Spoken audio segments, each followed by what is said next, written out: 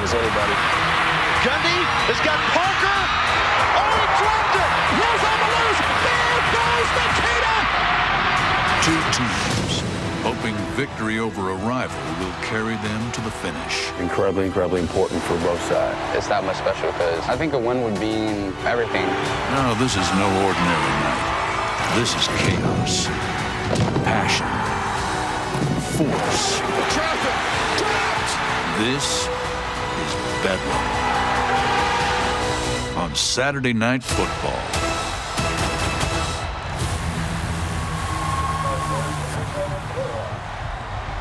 Welcome to Saturday Night Football presented by Capital One. From Memorial Stadium in Norman, Oklahoma, this is the Big 12 on ESPN. And it's time for Bedlam in the state of Oklahoma, another chapter in one of the great rivalries in college football.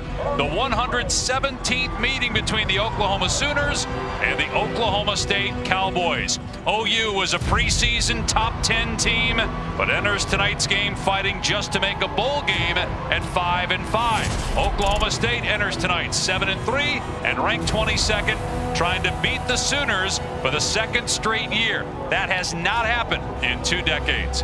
And hi everybody, Dave Pash with Dusty Dvorak, Tom Luganbill down on the field.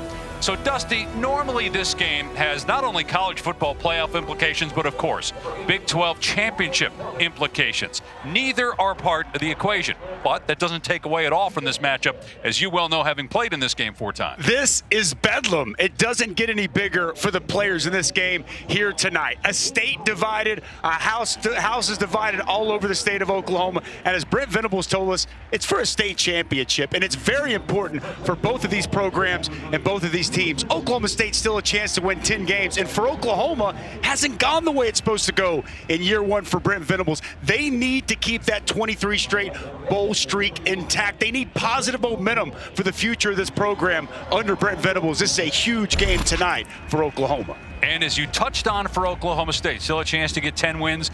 They, at one point, were number 8 in the polls. They started 5-0, but they're 2-3 in their last 5, so still a lot to play for, obviously, for them. No question. Look, Oklahoma State, to win 10 games once again under the Mike Gundy era is a really big deal. They've been beat up, banged up throughout the course of the season, and the year kind of got off the hinges for another trip to Arlington in a Big 12 championship. But a second straight win against Oklahoma would be massive for Mike Gundy. He's done great things in Stillwater, but winning this game has been tough. And Dusty, he has one of the most valuable players in the Big 12, Oklahoma State quarterback Spencer Sanders, looking for another heroic effort tonight. More on that coming up next from Norman. The Nissan pregame drive is next, after this message and a word from our ABC stations.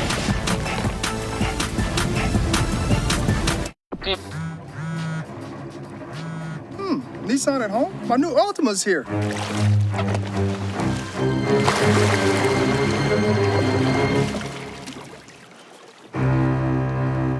Welcome to the Nissan pregame drive.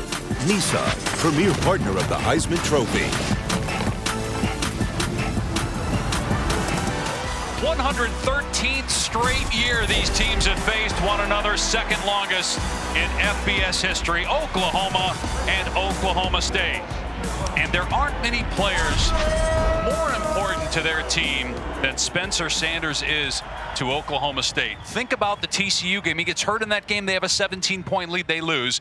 And we certainly saw it on display at the end of the Iowa State game last week. It was a heroic effort that he had against Iowa State. He's been beat up a lot this year, and he means everything to this football team, everything to this offense. Didn't know he was going to play last week. Down, comes in the fourth quarter. Offense hadn't moved the ball all day. He leads this touchdown drive to give the Cowboys the lead. They never relinquish. Such a tough, gritty effort, which is exactly the throwback type of player Spencer Sanders is. He affects the game with his legs, with his arm. When he's on, he's as good as anybody in college football. And if there was any question if Spencer Sanders was going to play in Bedlam, he put that to rest after that Iowa State win. Think you'll be ready to go for Bedlam? Oh, yeah. I'm playing next week. That ain't no question. Yeah, you can count me in. So y'all are not scrambling all week. Yeah, I'm playing next week. You're going to start? Yeah, I'm playing. Ain't no question about it. No question about it if he's going to play, and expect him to be very effective tonight. Tom, Spencer Sanders has been something special for these Cowboys. Oh, I tell you, Dusty, he absolutely has. And the position's hard enough to play when you're healthy and you've got your best personnel around you. This is a young man that has not practiced in almost 5 weeks. This last Tuesday was the first Tuesday he's been on the practice field. He's going off of instinct, knowledge of the offense, and an understanding of how to play the position through muscle memory. Now we're going to see a healthy version of him and a full complement of his arm and his legs, and they're going to need him tonight. Good stuff, Tom. Meanwhile, some crazy games earlier today in college football. How about at the Big House? 13 seconds left. Michigan's down to Illinois, 17-16. But Jake Moody, a 35-yard field goal, and the Wolverines stay undefeated. And then in Waco, something similar happens with 4th-ranked TCU against Baylor. Felt like a Saturday in November. Just survive in advance. And these frogs won't die, won't go down. Max Duggan leads them back. And it got crazy at the end of this. They sprint off the field, run on the kicker, but no problem for TCU remaining undefeated. Great execution. Griffin Kell with a 40-yarder to win it. So TCU in the Big 12 championship game and remains undefeated. Ohio State survived a scare in College Park, similar to 4 years ago. They had to beat the Terps at the end, and it happens again here. They close it out with a fumble recovery for a touchdown in the latter stages. Maryland trying for a miracle finish. It didn't happen, and the Buckeyes win. Georgia won as well, so you'd have to think the top 4 in the college football playoff rankings will stay the same when we have the exclusive reveal on Tuesday night. Meanwhile, Oklahoma, 23 consecutive winning seasons, 23 straight bowl appearances, second longest active streak in the country. That is on the line tonight in Bedlam as the Sooners host Oklahoma State.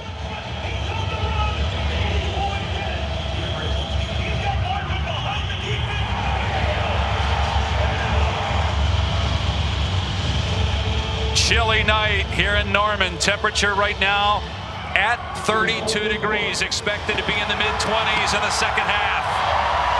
And here come the Sooners.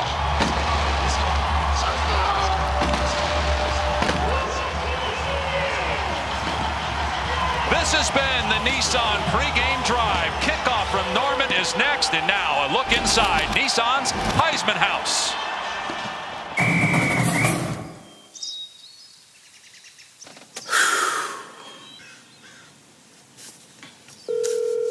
Yeah. Are they still at it? What do you think? 1, 2, down, up. They just don't stop, do they? Nope. What's that noise? Devontae got a tuba. We all know it's a problem, but no one wants to talk about it. Yep. We gotta do something about all those Alabama players in the house. It's the elephant in the room. Exactly, and it's really uncomfortable. No, I mean literally. The elephant is in the room. I think we might have a situation. You should come home.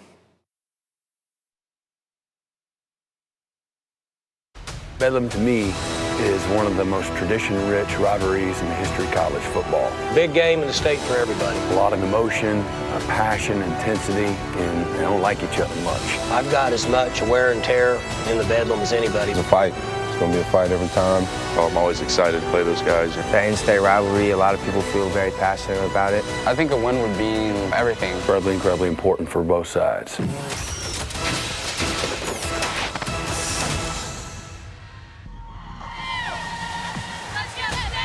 117th meeting. Oklahoma has been dominant, but Oklahoma State won last year. Mike Gundy 3-14. Who knows, this could be the last Bedlam. Oklahoma set to go to the SEC in a couple years, and 4 more schools coming into the Big 12 next year, so there won't be a round robin. It will be interesting to see how the schedule plays out and whether Oklahoma and Oklahoma State actually face each other in 2023. Think of all the great quarterbacks that have played in this game at Oklahoma, especially the last handful of seasons. Baker, Kyler, Jalen Hurts, Caleb Williams last year, can Dylan Gabriel, who when we talked to this week said, I knew nothing about this rivalry except that they played every year. Can he lead Brent Venables Gabriel's to a huge win. Would certainly be his signature victory in his first year as the head coach of the Sooners. Oklahoma State won the toss and deferred, so OU will start at offense. And in talking, Dusty, with the Oklahoma coaches this week about Dillon Gabriel, the UCF transfer, they said, look, he hasn't lost a game for us, but we need him to go out and win a game for us. That's exactly right. He's got to up his level of game. He's been solid. He's been good, but he hasn't just taken a game over and won a football game. And they're putting it on his plate here tonight to step up and have one of those moments. Well, they do have an excellent run game. We'll see if they rely heavily on Eric Gray. Play action, and Gabriel's pass is incomplete at the 31-yard line. It was intended for Braden Willis, the tight end. Mentioned Gray. He's got over 1,100 rushing yards, so that's somebody that Gabriel can lean on. He's the fastest to that mark since Adrian Peterson back in 2004. They're going to throw it again on second down, and here's Drake Stoops. And on senior night, the son of the legendary head coach here, Bob Stoops, gets a first down out to the 37-yard line. So reliable, very good out on the perimeter, those easy short throws. A nice start for Drake Stoops here on senior night. And Gabriel again. This time it's Mims. They're trying to get Gabriel in a rhythm here to start the game, opening with 3 consecutive pass plays. It's a gain of 8. It's a good read there by Gabriel. Front side, you've got the counter play that's been so effective. Backside, you've got that easy throw to Marvin Mims, and a nice pickup on first down. Gabriel to throw again on play action, checks it down to Gray, got a first down, and Gray is loose inside the 40 and down to the 35-yard line.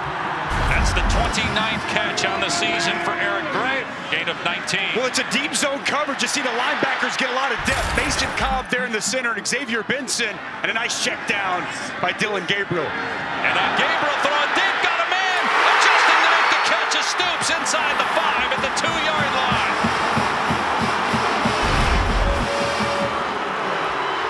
Well, the adjustment in the air was fantastic by Drake Stoops, falling to his back.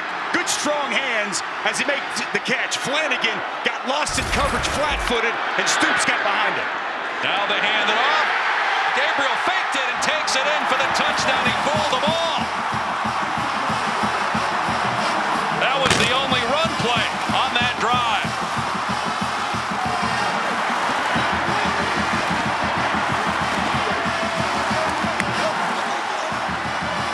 What a start for the Sooners. They come out throwing on the first 5 plays, running in on the 6th play. The drive took just over a minute. Well, the big safety, Kendall Daniels, outstanding young player. He's going to come off the edge. Watch the read here by Dillon Gabriel. As Daniels closes on the running back, easy keep. Read there for Gabriel, and he strolls into the end zone, and they cap off after this the play opening is drive. over on sportsmanlike conduct. Number 3, offense. On sportsmanlike conduct, number 2, defense. Their first. Foul offsets. Touchdown. Now that may seem meaningless, but in a rivalry game like this where emotions are high, you've got 2 key players, Jalil Farouk, starting receiver, and Corey Black, starting corner for Oklahoma State. If either one of those guys gets one more on sportsmanlike conduct, they're ejected.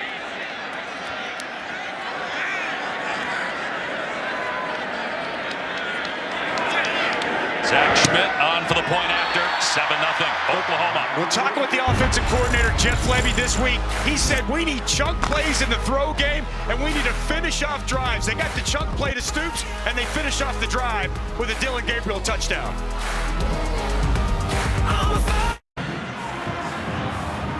Dave Pasch, Chelsea Dvorak, Tom Luganville, our impact players. Brought to you by Chick-fil-A. Yeah, you're going to see Bryson Green offensively. He's had a breakout year at wide receiver. Jason Taylor's a true playmaker for the defense. Billy Bowman, think he's the best player in this Oklahoma defense. Back healthy, making an impact at Eric Gray. 700-yard games this season, 4 straight. He's been sensational, sparking this Sooners rushing attack. Zach Schmidt hammers this one, and it goes into the end zone for a touchback, so it will come out to the 25. Spencer Sanders in his 4th year as a starter. We touched on it in the open. Did not play last week until he was needed. And in talking with the coaches this week, they said it was a conversation constantly between Spencer and the coaching staff. Spencer said, I want to go. I want to get in there. We're losing. And the coaches said, all right, you're cleared. The doctors, go out there and get it done, and he did that. Incredible effort. They said if the game's in the balance, we might give you a chance. It was, and man, did he step up and play well. And he is just so electric as a runner. 93 yards in this game last year on the ground. Much improved passer, making better decisions.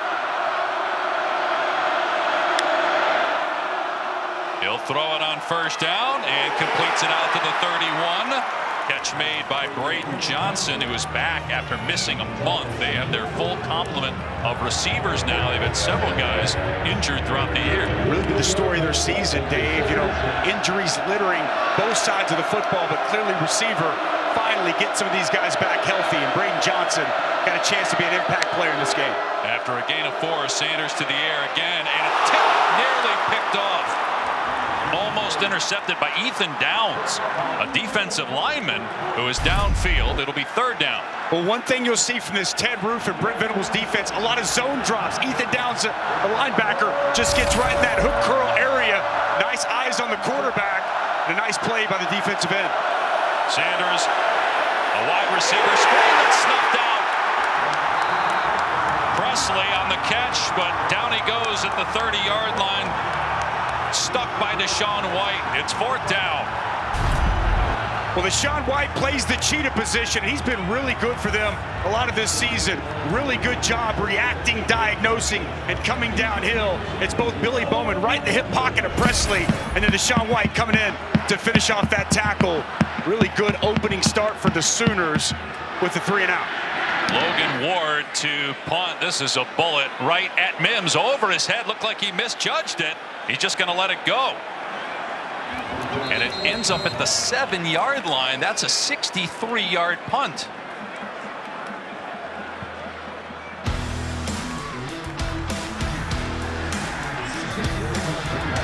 Well, Oklahoma's run the ball well.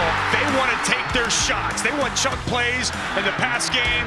And as Drake Stoops gets behind the defense, such good adjustment, concentration, and then the great read by Dylan Gabriel to cap off that initial drive. Fast start here for the Sooners, both on offense and on defense, Dave.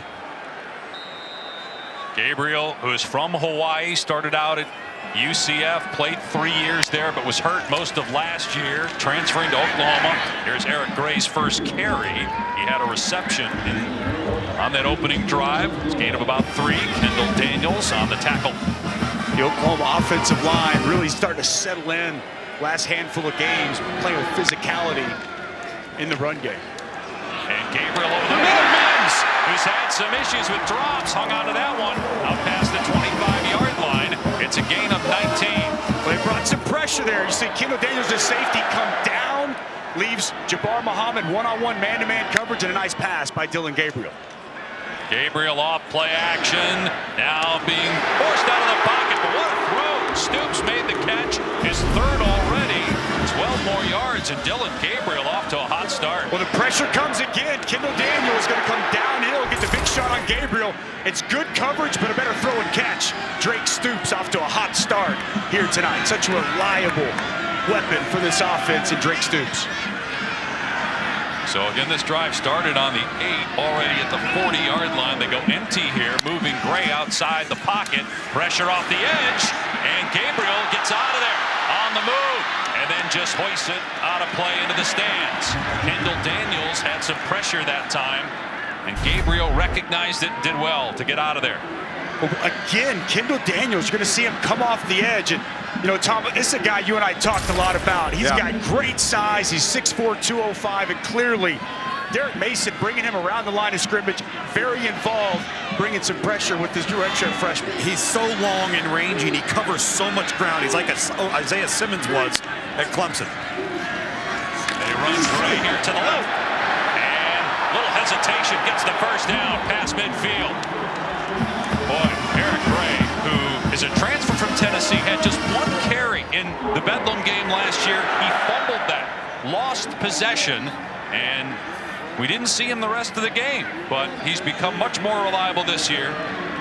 7 100-yard games on the season, over 200 last week as Gray carries again and picks up 4 or 5 more yards down to the 44. That tripped up by his own guy, Braden Willis. He's been better, Dave, hitting it downhill, running through tight, small spaces. You know he's excellent making guys miss in the open field. But he bulked up a little bit this offseason with running backs coach DeMarco Murray, and he's been much better between the tackles, having by far his best season of his college career. On 2nd and 6, Gabriel keeping it inside the 40, gets the first down and heads out of bounds.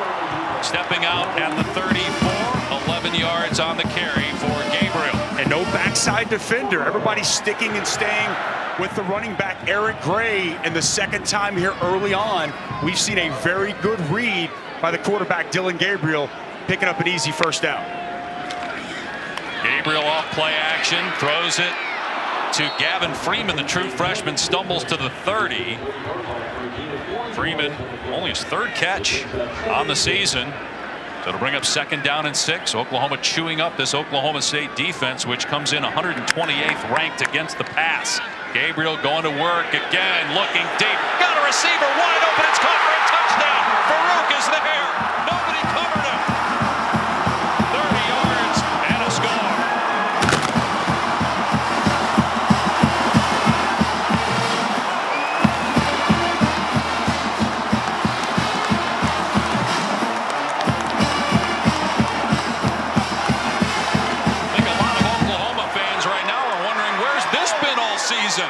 The Sooners are 5-5. They were picked 9th preseason. They're 2-5 in the Big 12. And we'll see Jalil Farouk, top of your screen. He's the inside receiver. Acts as if he's going to catch a screen, and it's man-to-man coverage. A bust. No one identifies him, but Dillon Gabriel locates his wide-open wide receiver. 14-0 after a 9-play, 93-yard drive. We played just over 5 minutes. Oklahoma is rolling. Dillon Gabriel off to a phenomenal start for OU.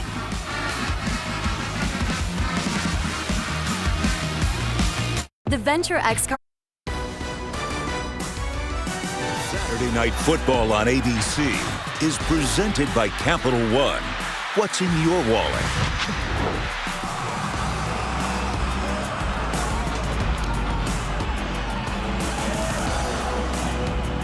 Big 12 now on ESPN Plus is a must-have for Big 12 fans. You can watch a variety of Big 12 sports this season, as well as the Big 12 Conference Championship events. Sign up today at ESPNplus.com/Big 12 now.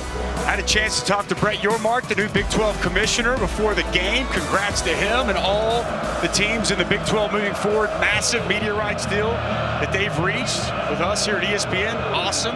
Get to continue that partnership, and it's great for the Big 12 as a whole. Of course, Oklahoma will be going to the SEC in a few years, and that's why we touched down at the beginning of the game that who knows, this could be the last bedlam. Let's go to the studio. Kevin Agandi. Dave, time now for a mayhem moment brought to you by Allstate. Number 5 Tennessee in some trouble. Bull on the road at South Carolina. Yeah, really good job by Spencer Rattler finding the back out of the backfield. 1 missed tackle, 2 mixed tackle, and South Carolina is rolling. Juju McDowell up 21-7, but here comes Hendon Hooker on 4th down, Bug.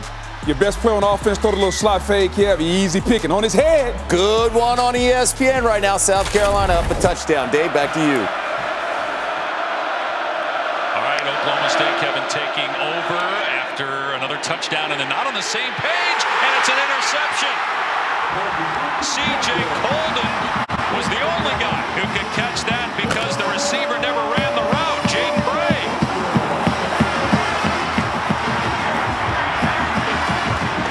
Just clearly miscommunication between Jaden Bray and Spencer Sanders. Jaden Bray, really talented young receiver from right here in Norman, and he's been out most of the season. He shuts it down to just run a simple hitch. Spencer Sanders takes a shot down the field, and it's a great play by C.J. Colden to locate that football and get the takeaway, but you can see all over Spencer Sanders' face disappointment and a miscommunication between quarterback and wide receiver. Just a miserable start for Oklahoma State on the run. Here comes a jet sweep to Freeman, and a good defensive play there by Black. Shoves him out of bounds. A loss on the play. It was funny listening to Kevin and Book do that studio update and hearing Spencer Rattler's name. Think of where this program was just over 12 months ago. Spencer Rattler was the starter. Oklahoma was supposed to be in national championship contention with Lincoln Riley as the head coach. Rattler midway through the season is benched for Caleb Williams, and then just 24 hours after this game a year ago, as Gabriel throws incomplete and he had Gray wide open. Lincoln Riley announces he's leaving for USC. Caleb Williams leaves for USC. Brent Venables, who was here, longtime defensive coordinator, then was at Clemson for a decade, comes back to Norman to be the head coach. Dylan Gabriel transfers, and Oklahoma comes into this game 5-5. Needless to say, it was a crazy end of the year for the Oklahoma Sooners. And as you mentioned, Brent Venables comes in, and there's a lot of excitement around the program, and the season just clearly not gone the way they anticipated. Gabriel fires, knocked away, incomplete. Jason Taylor's got 4 interceptions on the season, made a good play, breaking on the ball intended for Braden Willis. A huge stop for the Pokes. Well, he's an excellent player, the 5th-year senior. Really good position there on Braden Willis. Undercuts his route, gets his hand on it, and a crucial pass breakup. That's an important 3-and-out for Derek Mason and his defense following that interception. Did not want to go down 3 scores, so very nice job by the Cowboys defense stepping up and forcing the punt. Michael Turk, one of the best punters in the country, trying to pin Oklahoma State deep, and the fair catch made at the 15-yard line by Brennan Presley. So the interception by Sanders doesn't cost the Cowboys. They're still down though, 14-0. On a fan's... Well, college football rivalry weekend actually starts right now. Oklahoma State. Both teams actually play somebody else next week. Meanwhile, on ABC next Friday, Florida State, and then Saturday night on ABC, Notre Dame playing great right now, and they've got USC. The Trojans ranked 7th. They are playing UCLA tonight. Look at that. 18 plays run by Oklahoma, just 4 by Oklahoma State. Spencer Sanders coming off a pick, throws, and almost another one as that was thrown to Bray in traffic, and Danny Stutzman almost intercepted that ball. Man, rough start early for Spencer Sanders, but so good making better decisions. Watch the zone drop by Danny Stutzman. Gets into perfect position and almost comes up with a 2nd interception here in the 1st quarter. Might have been tipped at the line by Oklahoma. There's a strike as they're going to Jaden Bray again. He's got just 2 catches on the season. A guy that, again, has missed most of this year due to injury. So it's going to bring up 3rd down and short after a gain of 9. Oklahoma State trying to go quickly here. True freshman Ollie Gordon in at running back. Sanders to throw, and it's broken up and picked off again. Inside the 25, inside the 20, down the right sideline, inside the 5. A defensive lineman, Jonah Laulu, doesn't play a whole lot, but he's out there. He gets the interception and puts the ball inside the 5-yard line. Back-to-back picks by Sanders. And 3rd and short, you'd like to see Oklahoma State be able to run the football. They struggled so much, and we have not seen them try to run the ball so far tonight. But an excellent play here by Woody Washington. Tight coverage, gets his hands in for the pass breakup. And how about the big man, Laulu, picking him up, putting him down, finding the sidelines, and sets Oklahoma in prime position inside the 5. Yep, see him step out right there at the 4-yard line. That's where they marked it. But Dusty, I'll tell you, if you're Spencer Sanders, that really should have been your 4th interception of the day. Yeah. He has thrown that thing into coverage the entire quarter. Way too much force in the football, looks like here, Tom. Yeah. We have not seen the Cowboys try to run the ball really at all. At all. So 1st down and goal. Gabriel quarterback draw and dives down to the 2. Already has a rushing touchdown and a passing touchdown in this game. Trying to go up 21-0 quickly to the line. Eric Gray, he's in, touchdown, 20-0 Sooners.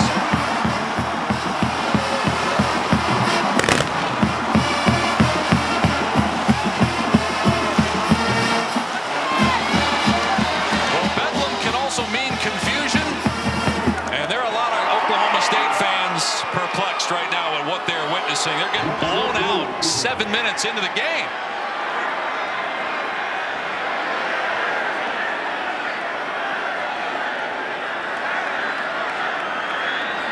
Zach Schmidt on for another extra point. 2 takeaways, 2 rushing touchdowns, a passing touchdown. It is all Sooners here in Norman. Turnovers are great. What do you do with the football after a turnover? Do you turn them into points? That's exactly what they do here.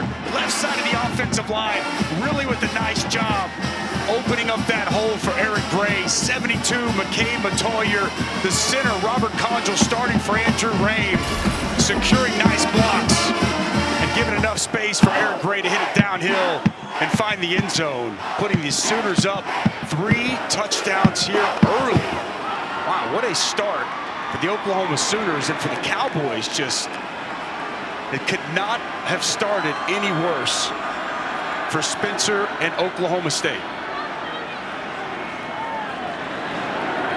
The good news if you're Oklahoma State is you have plenty of time. There are going to be a lot of points scored in this game. And you have Spencer Sanders, who granted has thrown 2 interceptions, as a guy that's been in this situation before. Yep. Mike Gundy, the head coach, not going to panic. 7 pass attempts, not 1 rush attempt so far for Oklahoma State. And Presley elects to run this out. And was not a right decision there. He didn't even get to the 20-yard line. 2 interceptions here early for Spencer Sanders, and this has been an area he's been so much improved this season. Clearly, quarterback receiver on 2 different pages for the first one. Danny Stutzman dropped another pick, and then putting the ball right there in a tight space. A good play by Woody Washington, and Laulu, right place, right time for a big man Oski. Spencer Sanders going to have to settle down. I'd like to see them try to run the football. I know it's been a struggle this year run the ball, but Oklahoma has really struggled to stop anyone's rushing attack. 5 interceptions on the season coming in for Sanders, 2 here in the first quarter. And they're going to run it on first down with Ollie Gordon, their true freshman. And this is a way you can help the quarterback. However, the run game has been brutal this year. It's the worst it's been under Mike Gundy when you look at yards per carry, just 3.5.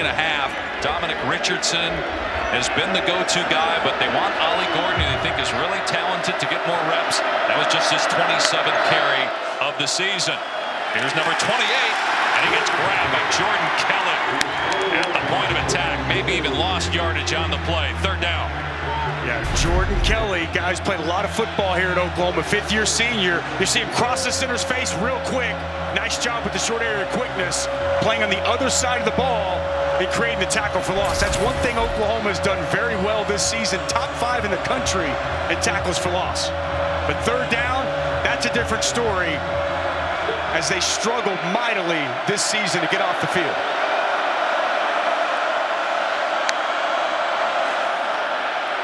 Sanders in trouble and sacked back at the 12-yard line. It's Kelly. Just a 2nd sack of the year. A loss of 10.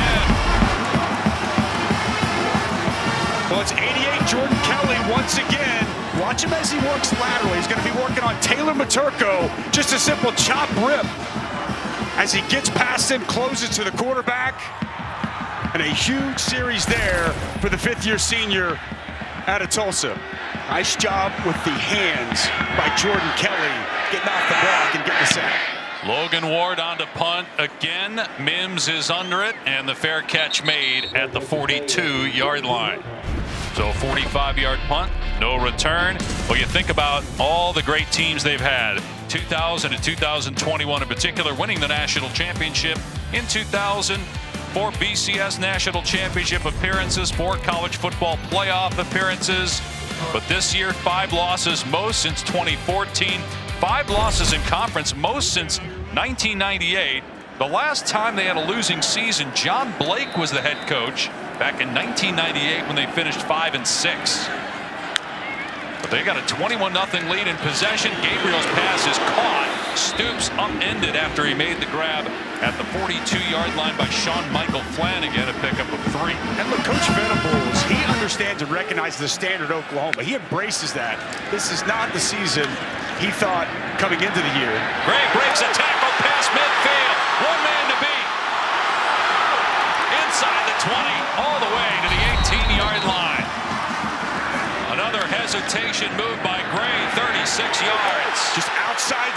zone. Kendall Daniels can't get him on the ground. Jabbar Muhammad can't get him on the ground. Eric Gray so tough to tackle in the open field with a big chunk run. You're not ankle tackling him. No, you got to wrap him up, Tom. Play fake, Gabriel with a quick throw to Willis. Lowers his shoulder, fumbles the ball. And Oklahoma State recovers it. Jason Taylor falls on it. That's exactly what the Cowboys had to have on that possession. Had to have it, Dave. Exactly right. Last week, this is a defense that created a fumble recovered by the defense. First down. Created 5 takeaways, helping lead to victory. Jabbar Muhammad, excellent job. Shoulder on the football, and Braden Willis had a great season, but he puts it on the turf. And of course, it's Jason Taylor, Johnny on the spot, getting on top of that football. Big time play by Jabbar Muhammad to knock that ball loose. I mean, it was going to be 28-0 the way Oklahoma was moving the ball. Let's see if this shifts momentum at all. Oklahoma State backed up, though, after the takeaway. Inside its 5-yard line.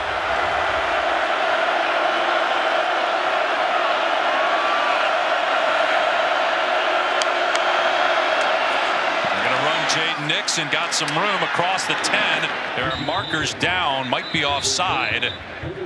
David Agwebu, like he had jumped into the neutral zone, so it was a free play there for Oklahoma State, and they'll take the yardage, you would think. Offside, number 2, defense. That penalty's declined. Second down. And I'd like to see pick it up 9 on first down, setting up 2nd and 1. They're just going to take the yardage. I'd like to see Jaden Nixon more involved. You saw him last week catching the ball in the backfield. I think he's one of the only running backs that can really make the defenders miss. He gets the call here. Nowhere to go. Key Lawrence knocks him down in the backfield at the 11. That's a setback of 1, so that goes from 2nd and 1 to 3rd and 2. We have not seen Spencer Sanders tuck and run with the football whatsoever. We know coming into the game he's not fully healthy, but his toughness, his grit, he's definitely going to be out there and try to lead this team to victory. But if there was ever a time you'd like to see Spencer impact the play or a series with his legs, it's here. Sanders in trouble in the backfield. Throws complete for a first down out to the 20-yard line and out of bounds. Braden Cassidy and Sanders made that happen. Absolutely. Nothing there initially. His first read's not there. Good blitz pickup by Jaden Nixon. And you see Sanders as he gets outside the pocket, eyes down the field, and he finds the Cowboy back. Braden Cassidy for a big first down. Just Cassidy's 3rd catch on the season. Sanders throwing downfield, overshoots Bray. Being covered by C.J. Colden. They are making it a point to get Jaden Bray the football. We mentioned it earlier. From right here in Norman, Oklahoma. Wasn't offered by Oklahoma. He's a talented wide receiver. Had a really good freshman season. They thought a lot of things of him this year. Hadn't been healthy. He's back healthy tonight. And he's been targeted many times here in this first quarter.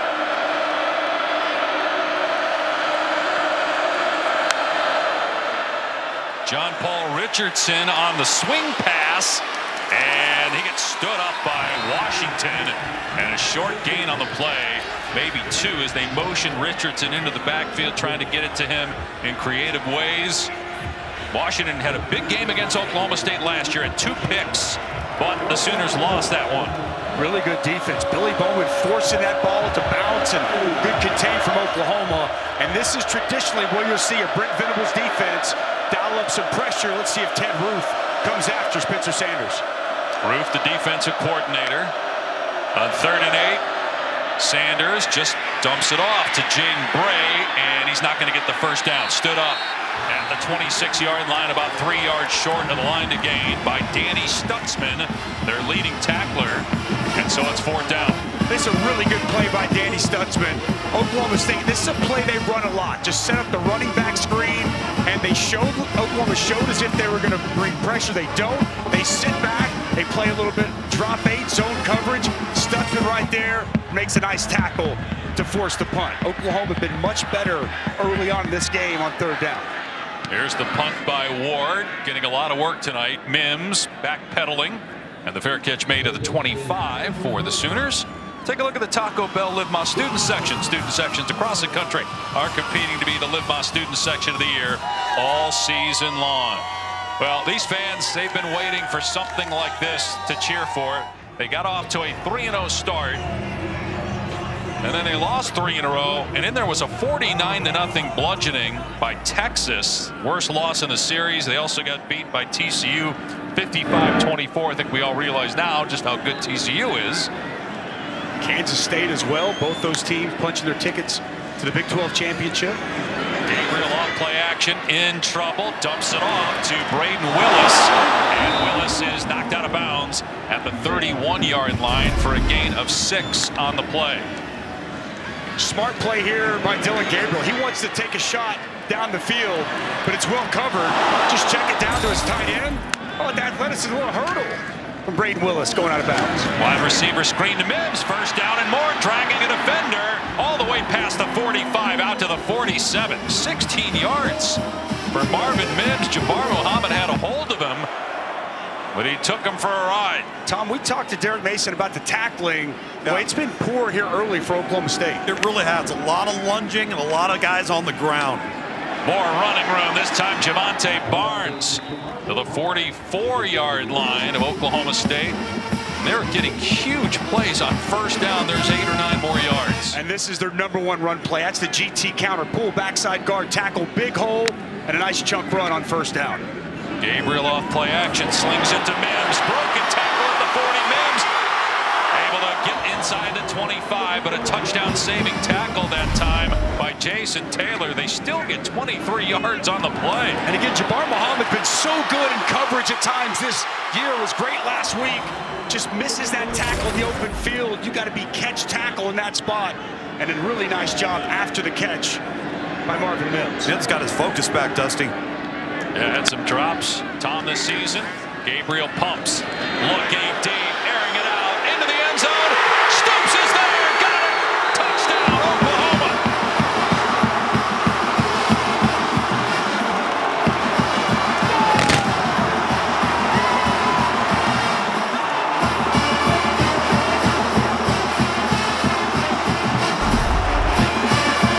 It's 27-0 Sooners.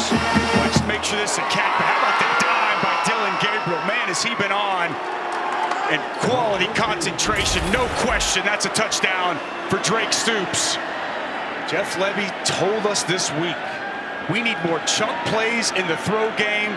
This Oklahoma State Cowboys secondary struggled this year, and man, Oklahoma going for the jugular down the field here early. Well, Oklahoma was favored coming into this game despite having a worse record. A lot of people were scratching their heads as to why, but the Sooners are absolutely dominating the Cowboys right now, up 4 scores. Drake Stoops going to be working in the slot. Okay, they're going to fake this way. They'll swing screen, they run. Acts like he's going to block, and then he just runs the wheel route. He's got Flanagan, the safety, matched up on him, and he can't keep up. And you want to talk about a very well-thrown football. Boy, Dylan Gabriel, we said from the onset, Dylan Gabriel hasn't gone out and won Oklahoma games. Well, he showed up with a winning mentality here tonight, making some really big-time throws. Big-time throws and unbelievably decisive. It's very difficult right now for Oklahoma State to get any kind of pressure on him because the ball comes out so quick. You know, the other thing, Tom, they're barely getting lined up. You know, with Jeff Levy, this offense that they implement, they go so fast. If you go back and watch, they're getting up on the football, and Oklahoma State's having a hard time just getting lined up in time before the ball snap. And they're tired. That's right. Playing a lot of plays here in this first quarter. It might go right back out there the way this thing has gone. Oklahoma State's been 3 and out most of the time. Presley on the return, Nixon has the 20. And Nixon, they get enough of him to tackle him at the 26-yard line. Good job there by the Sooners on special teams. This season, All-State will celebrate every field goal and extra point made by participating universities by making a donation to the university's General Scholarship Fund. Thank you, All-State. Wow, Oklahoma State, how do you handle this? Down 28-0, late first quarter. Spencer Sanders has thrown 2 interceptions. They have just 30 yards of total offense to 300 basically for Oklahoma in a quarter. Wow. Got to be a bedlam record. Sanders in trouble again. Outside the pocket, flipping it downfield, complete past the 45-yard line. That was a great throw that time to Brennan Presley. And it's a gain of about 20. It's good pressure by the true freshman 32, R. Mason Thomas, flushes Spencer Sanders, but a very nice find down the field. Now they hand it off to Ollie Gordon, pushing the pile to midfield. First time Oklahoma State has sniffed the 50-yard line. 30 seconds remaining here in the opening quarter. They like to operate very fast as well.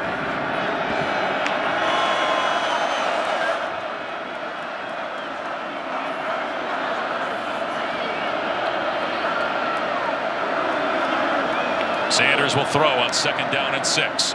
Looking downfield, everybody covered. Sanders now leaving the pocket, directing traffic and taking off. And out of play, gets hit though. Will they throw a flag on Stutzman or not? Doesn't look like they're going to.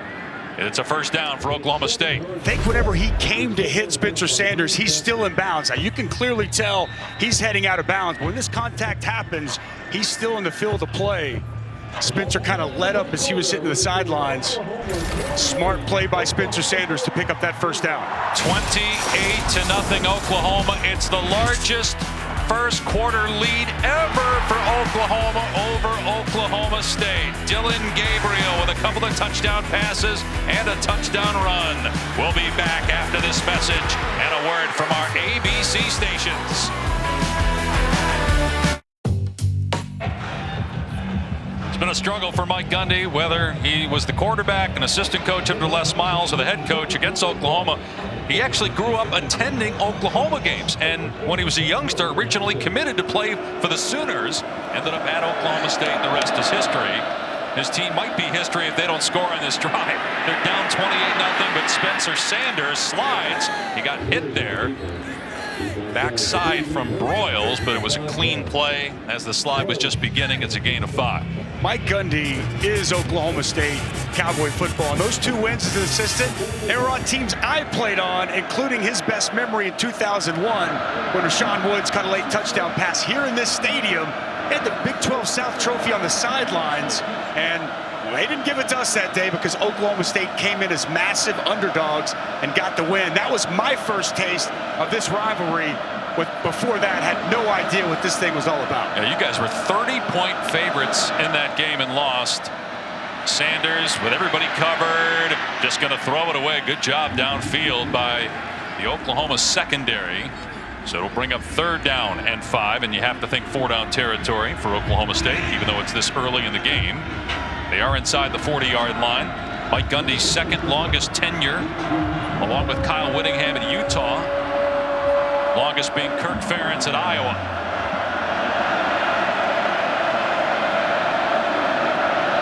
Just 1 of 5 on 3rd down.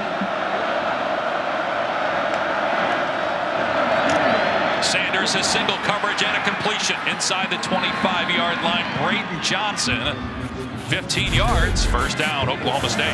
Well, Oklahoma brought the pressure that time. It's man-to-man coverage on the outside, middle of the field, wide open. And a great throw there by Spencer Sanders to Braden Johnson to get a big first down.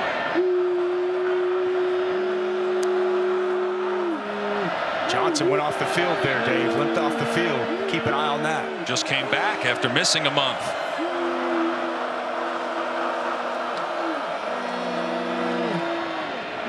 Sanders keeping it. Oklahoma strings it out, and Broyles shoves him out of bounds at the 30-yard line.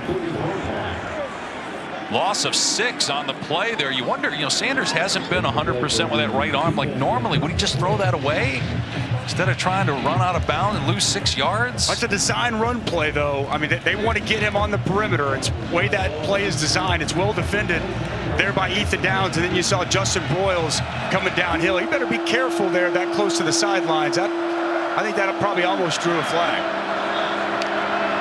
So 2nd down and 15. Sanders pass pulled in by Richardson at the 23. Get back to the original line of scrimmage, maybe an additional yard.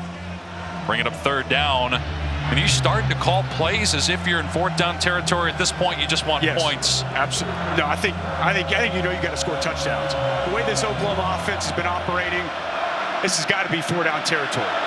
It's crazy to say that 2 minutes into the second quarter. Sanders held and another interception. This time Billy Bowman. The third pick already thrown by Sanders. You can see that one coming from a mile away as Bowman broke on the ball.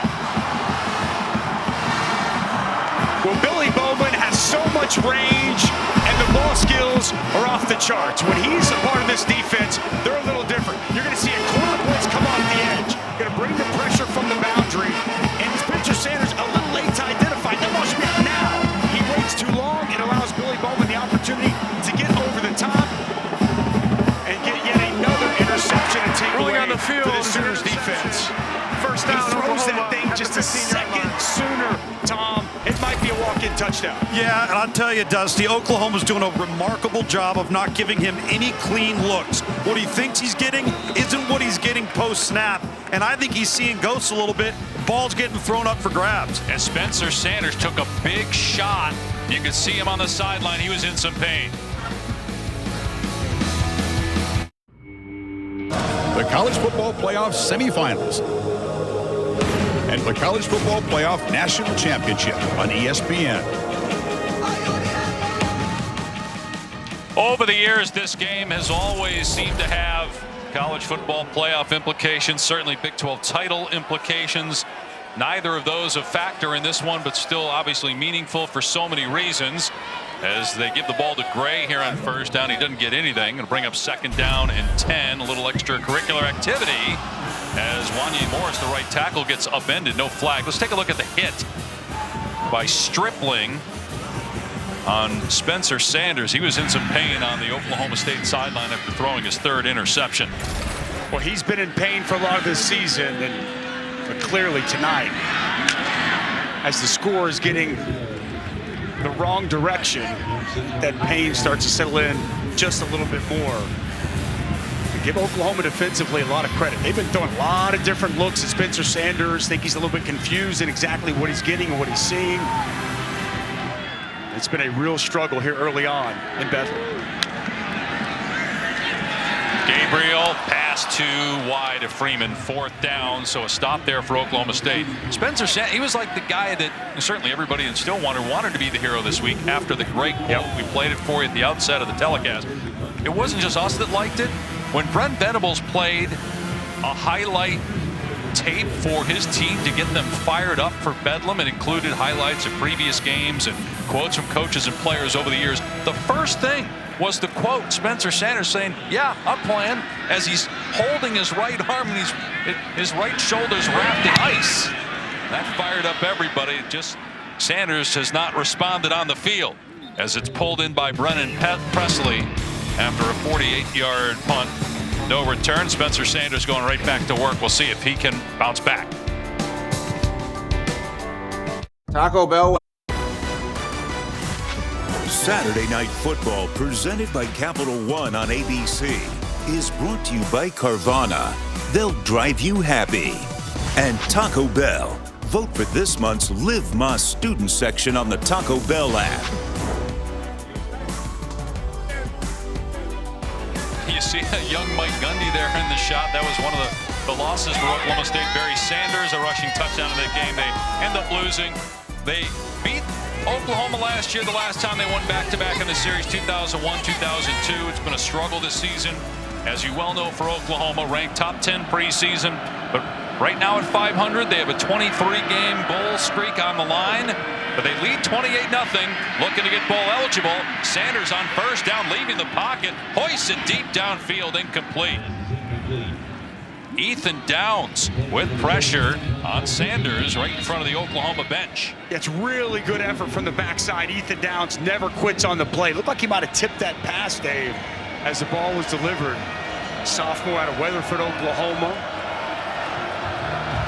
Completely bought into Brent Venables and this staff and what they're bringing here for the Sooners.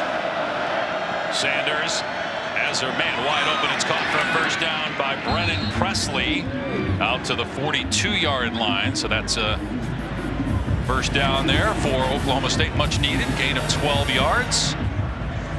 Good find there in zone coverage on the zone drop, and Brennan Presley finds the open grass, and Good throw there by Spencer Sanders. Almost intercepted again, and that was Laulu. Almost had his second pick.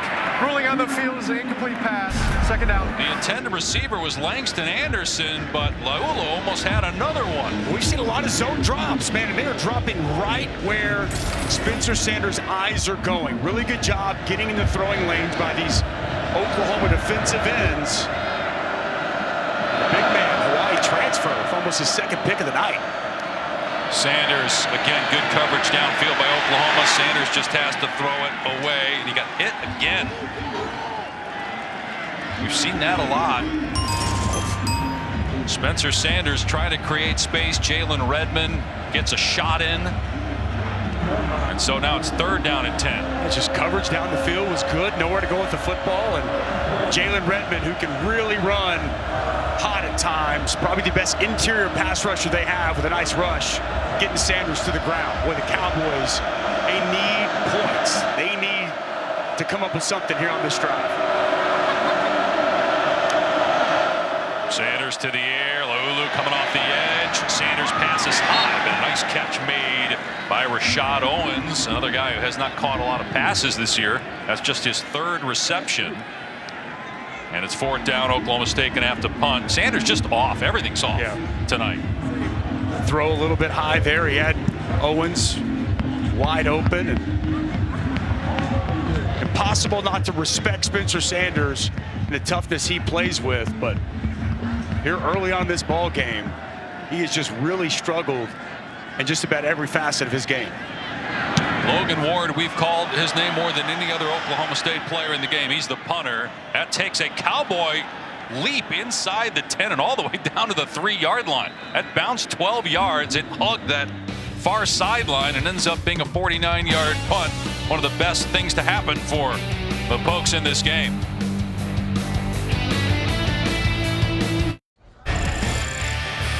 Well, Dylan Gabriel has been on tonight, and the Sooners have been aggressive attacking this Cowboys State secondary. Slot fade here to Drake Stoops, get the matchup they want. Safety sitting flat-footed, and the great concentration of bringing in. I love the play design here by Jeff Levy.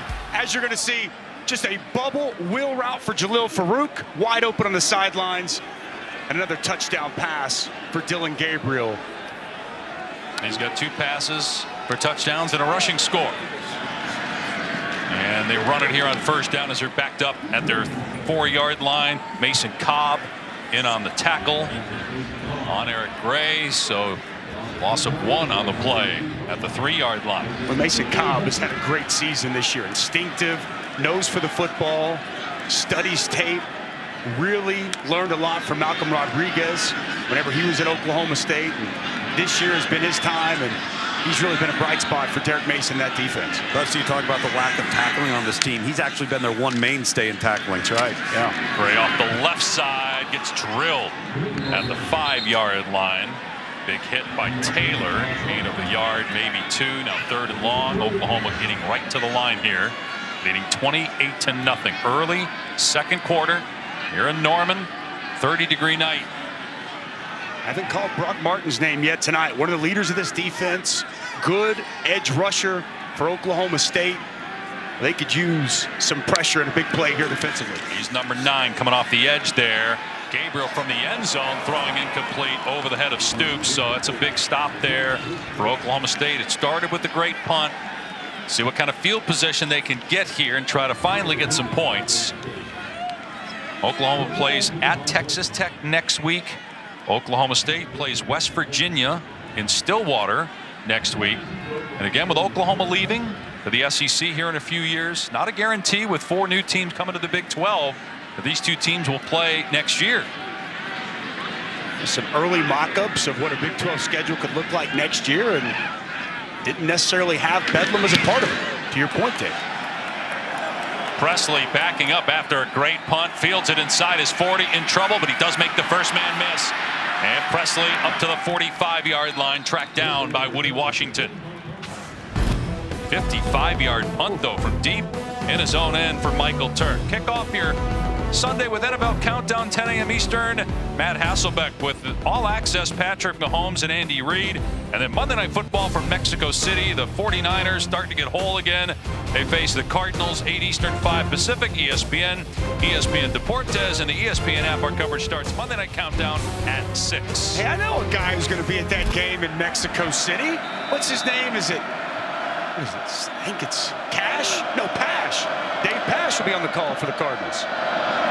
Here's DeAndre Jackson across midfield of the 49. I was actually at the first ever NFL game played in Mexico City. 49ers Cardinals back in 2005. They love the NFL down there. The place will be rocking, the whole city. In expectation of Kyler Murray be playing. Can you give us a little insight on that? Don't know. He and Colt McCoy both banged up last week. 2nd and 4. And broken play. Sanders just takes off. And it actually works out well for OSU. He gets the first down to the 44-yard line. DeAndre Jackson went one way. Spencer Sanders went the other way. And it's a first down. Yeah, just, again, miscommunication, running back, quarterback. We've seen that in a couple different facets of this Cowboys offense, but it nets a first down as Oklahoma State crosses midfield and needs to get a touchdown here. Give it to Nixon, and Nixon drags a defender to the 39-yard line. So it's a gain of 5 on the play. I thought this would be an area that we'd see Oklahoma State attack Oklahoma. Oklahoma has struggled mightily this year with the run fits, giving up over 200 yards a game. I know Oklahoma State struggled to run it. Now the score getting so skewed, you probably have to pick your spots whenever you're going to run the football. But definitely something Casey Dunn, the offensive coordinator for the Cowboys, wanted to try to get implemented here in this game tonight. Presley in motion. And here comes a reverse. Brayton Johnson got the first down and then tripped up at the 21, ran into his own guy. Bryson Green, still a pickup of 18 for Johnson. Boy, it's really good play design here. Just a reverse to Brayton Johnson. You see his speed in the open field. Nice cut as he cuts up. On the edge outside, Caleb Etienne. He ragdolls Key Lawrence, the safety, into the ground. One of the only explosive plays we've seen here early on for this Cowboys offense.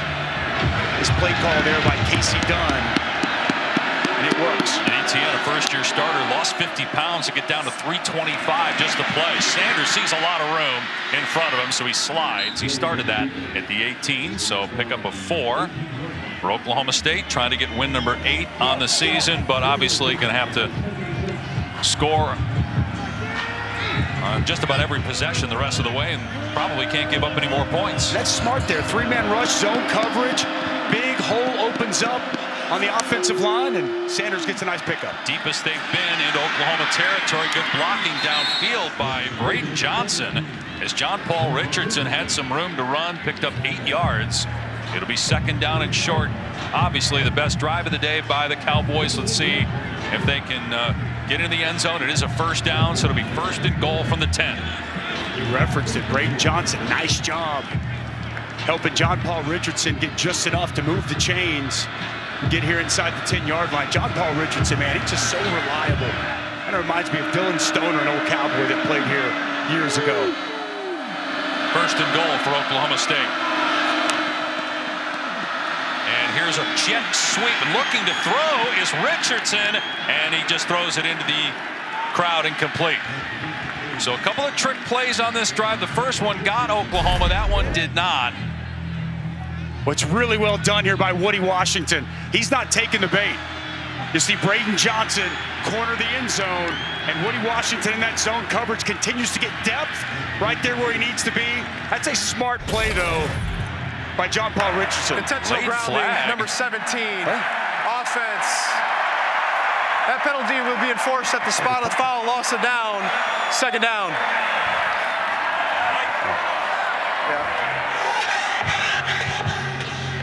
So intentional grounding on Richardson. He's not the quarterback.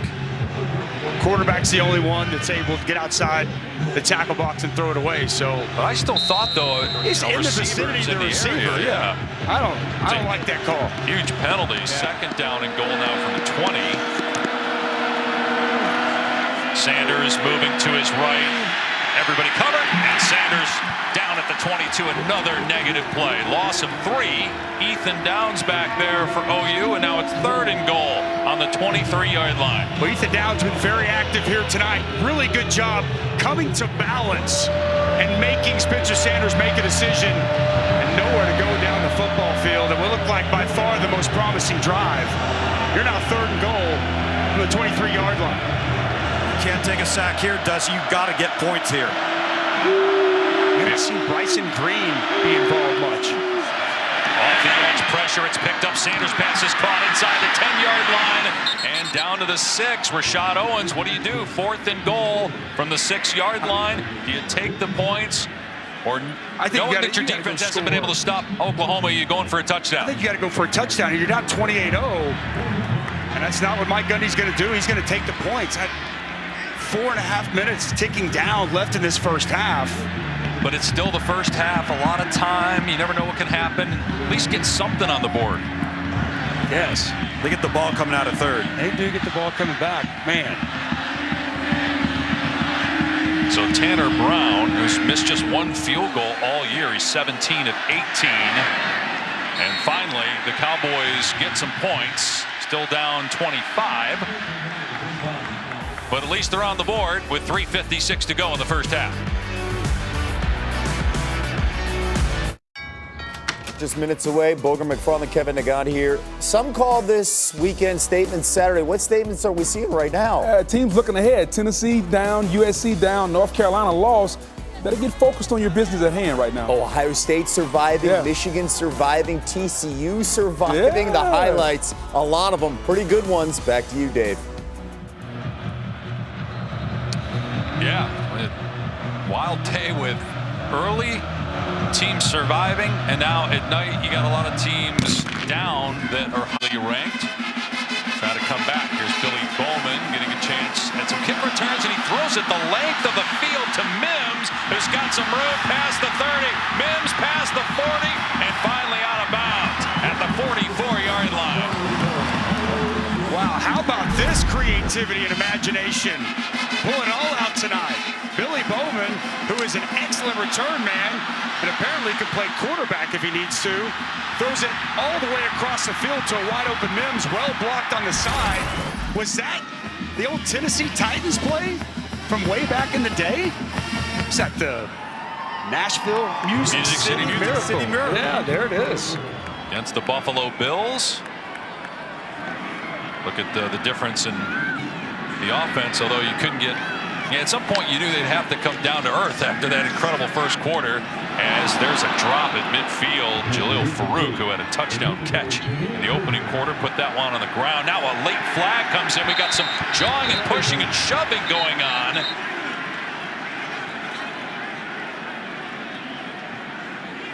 Nathan Latu for Oklahoma State getting into it with Chris Murray. Latu going to get taken out of the game. He just got an incompletion, got him in 2nd, 10, little momentum. Last thing you want to do is give him a free 15 yards. After the play is over, unsportsmanlike conduct, number 92, defense, 15-yard penalty for the previous spot, automatic first down.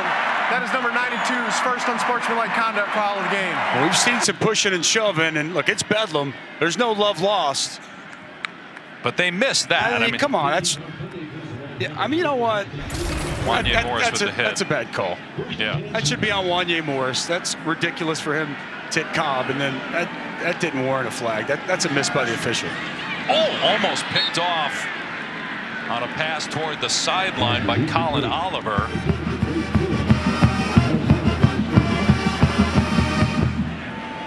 Oklahoma State does have a turnover, but the takeaway happened inside their own 5. They couldn't do anything with it. Colin Oliver needs to have a bigger impact on this game. He is an elite edge rusher. That's the first time we've called his name. Eric Gray gets the carry, stiff arms a defender, then wrapped up and thrown down at the 39. So it's a gain of a couple Tackle made by Jason Taylor. It'll be 3rd down and 8. 3.5 minutes to go. Oklahoma State will get the ball to start the second half. Trying to get a stop here and get the ball back for the offense. 3rd down and 8. A run, Gray again. Nice move, but they got enough of him. Jason Taylor got a piece of him, knocked him down. Oklahoma's going to go for it. They're going right to the line here on 4th down and 4. Well, that's a really good tackle there by Mason Cobb. He had a lot of open grass there at Gray out in front off the counter. Good tackle. And as you said, no doubt, Oklahoma pedal to the metal. That Stoops in motion. Gabriel to throw, looking, and dumps it off across the middle to Mims. Good tackle, though, made that time. Right at the line to gain the 31. It was Jabbar Muhammad on the takedown. He got the first down. And Oklahoma going right back to work here. After they moved the chains with 2:45 to go, now they're going to whistle it dead and take a look at this upstairs. Every play already reviewed. Snap. Previous play is under further review. So they'll review this further to see if Mims indeed got the first down. That was the ruling on the field. But Oklahoma was clearly trying to keep it out of the hands of the replay official by getting up there and snapping the ball. And that's part of their offense anyway, but yes, why give them any time to take a second look at it? It was very close. No pressure at all on Dillon Gabriel. He had all day to throw this football. It's pretty good coverage down the field. See Jabbar Muhammad running with Marvin Mims. Oh, he's short. Yeah. He's clearly short. That's a great play by Jabbar Muhammad. Man-to-man coverage. As you saw, a little mesh action coming, and Muhammad slides underneath that, stays right in the hip pocket of Mims. And this is, I would imagine, this is getting overturned, and Oklahoma State's going to get the football back. Dusty, you know, you talk about that pressure, and Colin Oliver for Oklahoma State needs to be more involved. You know, again, Dillon Gabriel just gets rid of the ball so quickly, and then when he is holding on to it, there's no pressure from the Cowboys front. They've got to come up with some ways of getting in his face when he's holding on to the ball, which is very rarely tonight. So if Oklahoma State does get possession here, they have all their timeouts. 2:42 remaining.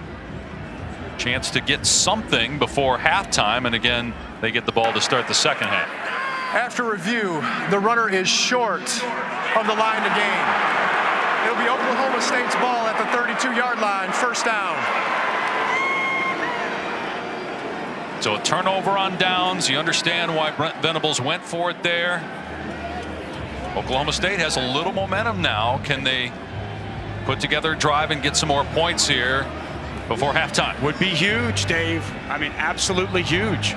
Big stop there by the Cowboys defense, and they can get more points on the board regardless at this point. The field goal, still a 4-possession game, 4-score game, but any points now drops it to a 3-possession game, plus you get possession coming out of half and a lot of momentum going into the locker room. Sanders to throw on 1st down, pressure in his face, deep ball, intercepted again by Billy Bowman.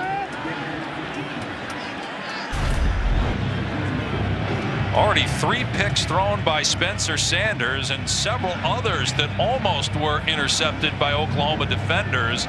Bowman should have had that one. Hey, should have had that one. John Paul Richardson looking inside, the ball's thrown outside. Quarterback receiver on 2 different pages, and yet almost another Spencer Sanders turnover. Sanders had a little trouble with a snap there. Has some green in front of him, though, taking off here, bouncing off of a defender to the 41-yard line. Key Lawrence with that hit. So it's a gain of 8, 3rd down and short coming up here. As we near 2 minutes remaining in the first half. You notice no slide there for Spencer Sanders, recognizing need to get first downs, lowers his shoulder, and gets a couple extra yards. Oklahoma playing that 3-safety look now. They're a hybrid defense. They go 4-man, they go 3-man, 3-safety look. They throw a lot of defense at you. 2 for 9 on 3rd down. Here's 3rd and 2. Gordon dragged down short of the line to gain. Maybe not even back to the line of scrimmage. David Agwebu with the tackle in Oklahoma State. 4th down and about 3. I think he's going to punt it at this point. Want to give Oklahoma a short field here before halftime. You mentioned, man, David Agwebu, outstanding job scraping over the top of that and getting that tackle right at the line of scrimmage. Oklahoma, after a big Oklahoma State stop, Oklahoma matches that with a stop of their own. Logan Ward, another punt for Oklahoma State. High in the air. And fair caught around the 20-yard line by Mims. Dave Pasch, Dusty Dvorak up in the booth, Tom Luganbill down on the field. So, Dusty, you live in Norman. You were one of the great players on defense in Oklahoma history. A lot of Oklahoma fans are looking at you right now saying, Dusty, where's this been? Where's this offense been all season? Well, I think that Oklahoma's looking at this and wondering, where's this been? I know talking with Jeff Lebby this week, he thought this is what they're capable of, but they've been inconsistent throughout the course of the season. And really, it's the chunk plays in the pass game haven't been there. They've been there so far here tonight. Then also defensively. It's Oklahoma defense flying around, making plays, and really putting together, at least in the first half, it's a 4-quarter game, putting together as good a performance as we've seen by them all season. Just over a minute to go. 25-point lead. Here at the end of the first half, Gabriel to Gray out in the flat. Gray past the 25 and dragged down. Mark him out at the 29-yard line, so a gain of 8. He is so good getting him on the perimeter in space. Excellent pass catcher out of the backfield. Talked a lot about what he brings in the run game. Real weapon for this offense. Play fake. Gabriel to the sideline, wide open. Is Willis on the catch and out of bounds at the 41. 58 seconds to go in the half. It's a good route here by Braden Willis, and Jason Taylor's a little confused. Eyes in the backfield on the quarterback. He lost Willis in coverage. And an easy pitch and catch for Dylan Gabriel. Gabriel going to work again. Great protection. Dumps it off to Marcus Major, and he gets face planted by Mason Cobb. Little extracurricular activity post whistle, but no flags. Wasn't much there anyway. Gain of a couple. Timeout called here by Oklahoma. Take a look at this week's college football playoff rankings brought to you by Chick-fil-A. The top 4 will not change. But what about number 5 if Tennessee loses? Number 7, USC losing. Utah, Oregon starts in a little bit over on ESPN. North Carolina, which a lot of people thought wasn't properly ranked, should have been higher. Well, that goes away with the loss at home to Georgia Tech. Clemson hammered Miami today. Crazy day of college football. It looked like 3 and 4 were going down earlier today. Incredible comeback there by TCU in the walk-off field goal. Michigan's kind of same thing. Illinois really took the fight to them, and you hope Blake Corum's going to be okay. He had to leave that game. Michigan still finds a way to win. And, you know, one of the things I think really, we look at the schedule each week. We start WWW, we start talking playoffs. This weekend was a good reminder. You can't just start chalking up W's. And man, it's just survive and advance at this stage of the game, Tom. It is. And Dusty, it's crazy for those who watched the Illinois-Michigan game and the TCU-Baylor game. They ended virtually identically in terms of how the game came to an end and what those two teams had to do to overcome. It was an unbelievable day. Gabriel's pass is caught, upended. Is Stoops. Good hit by Muhammad. Inbound, so the clock is running. And Oklahoma still has 2 timeouts, electing not to use one of them here. 3rd down and 2 at the 49, and they're going to run the ball, and they get the first down and more. Barnes past the 40, and out of bounds, stopping the clock at the 29-yard line. 29 seconds to go. Boy, working on that left side again, just an outside zone. Anton Harrison, 71, McCade Matoyer, and the center, Robert Conjul. A lot of running room for the true freshman, Javante Barnes. Gabriel to the sideline again, this time off the mark, going for Willis. 25 seconds, make that 24. Remaining here in the half, Oklahoma leading 28-3. Sooners have lost 2 in a row coming in. Baylor and West Virginia had some blowout losses this year. The 3rd bedlam with Oklahoma unranked since 2000. They won the other 2. And a big lead here over 22nd ranked Oklahoma State towards the latter stages of the first half. And each team has 1 more game remaining next week in conference play. Colin Oliver, Brock Martin on the field together. This is their pass rush sub package. They're going to have to burn a timeout. They didn't want to have to do that pre-snap. 30 seconds in length. Take a look at the 4 touchdowns scored in the first quarter by the Oklahoma Sooners. We haven't seen any here in the second quarter, but man, they came out on fire early in this game. Excellent read by Dillon Gabriel as he elects to keep it. See them taking their shots down the field to a wide open, well-play design to Jalil Farouk. Eric Gray gets in on the action. And this is just a great touch pass, perfectly placed to Drake Stoops in the corner of the end zone. This offense, well, it was on fire to start this game in the first quarter, Dave. And how about for Drake Stoops having arguably the best half of his career, doing it on senior night with his dad Bob here. Mom Carol walking him out for senior night. Special. The festivities pregame. Special, special, special. I remember when him and his brother Isaac were in diapers running around playing on the equipment while we were practicing. Been awesome to watch that young man mature and a heck of a football player. 2nd down and 10. Gabriel on the move here. Going to the end zone. Got a man, but he overthrew Farouk. There was some good coverage by Corey Black. So now you got 18 seconds to go. 3rd down and 10. A really good job there by Corey Black. Step for step with Jalil Farouk. Nowhere else really for Dillon to go with the football. It's a crucial 18 seconds here. Cannot allow Oklahoma to tack 7 more points on the board. No, Dusty, you're looking at Farouk on the outside. He's caught the touchdown today. He was a running back in high school, and they've done a bunch to get the ball in his hands, but primarily behind the line of scrimmage. They've really started to stretch the field with him now. Absolutely. And that's the next evolution for him as a player, downfield route running and catching the ball. Yep. Gabriel on 3rd and 10. Pass over the middle behind, and then on the redirection, it's picked off by Jason Taylor, his 5th of the season. And tackled with 10 seconds remaining by Mims. So the second takeaway for Oklahoma State. Pass a little behind Stoops. And that was a miss there by Dillon Gabriel. Ball in the back hip and Drake Stoops bounces up. And by no surprise, Jason Taylor just always seems to be in the right spot at the right time for this Oklahoma State defense. Right over the middle, little crossing route. He had Stoops behind him, and that ball just bounces perfectly for Jason Taylor. And you can breathe a sigh of relief going into halftime.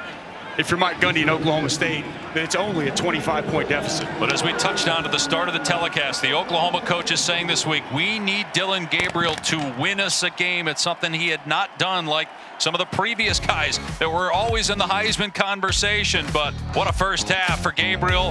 The Capital One halftime report is coming up with Oklahoma leading 28-3. And it's right after these messages and a word from our ABC stations. Time performance book. Who you got? Kevin, I'm going with Texas running back Bijan Robinson. 25 carries, 243 yards, 4 total touchdowns.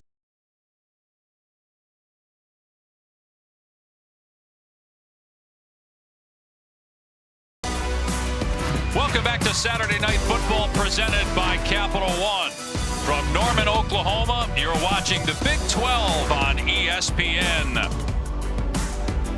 The Sooners trying to get bowl eligible, lead it 28-3 over Oklahoma State. Another edition of Bedlam with Dave Pasch, Dusty Dvorak, Tom Luganville down on the field.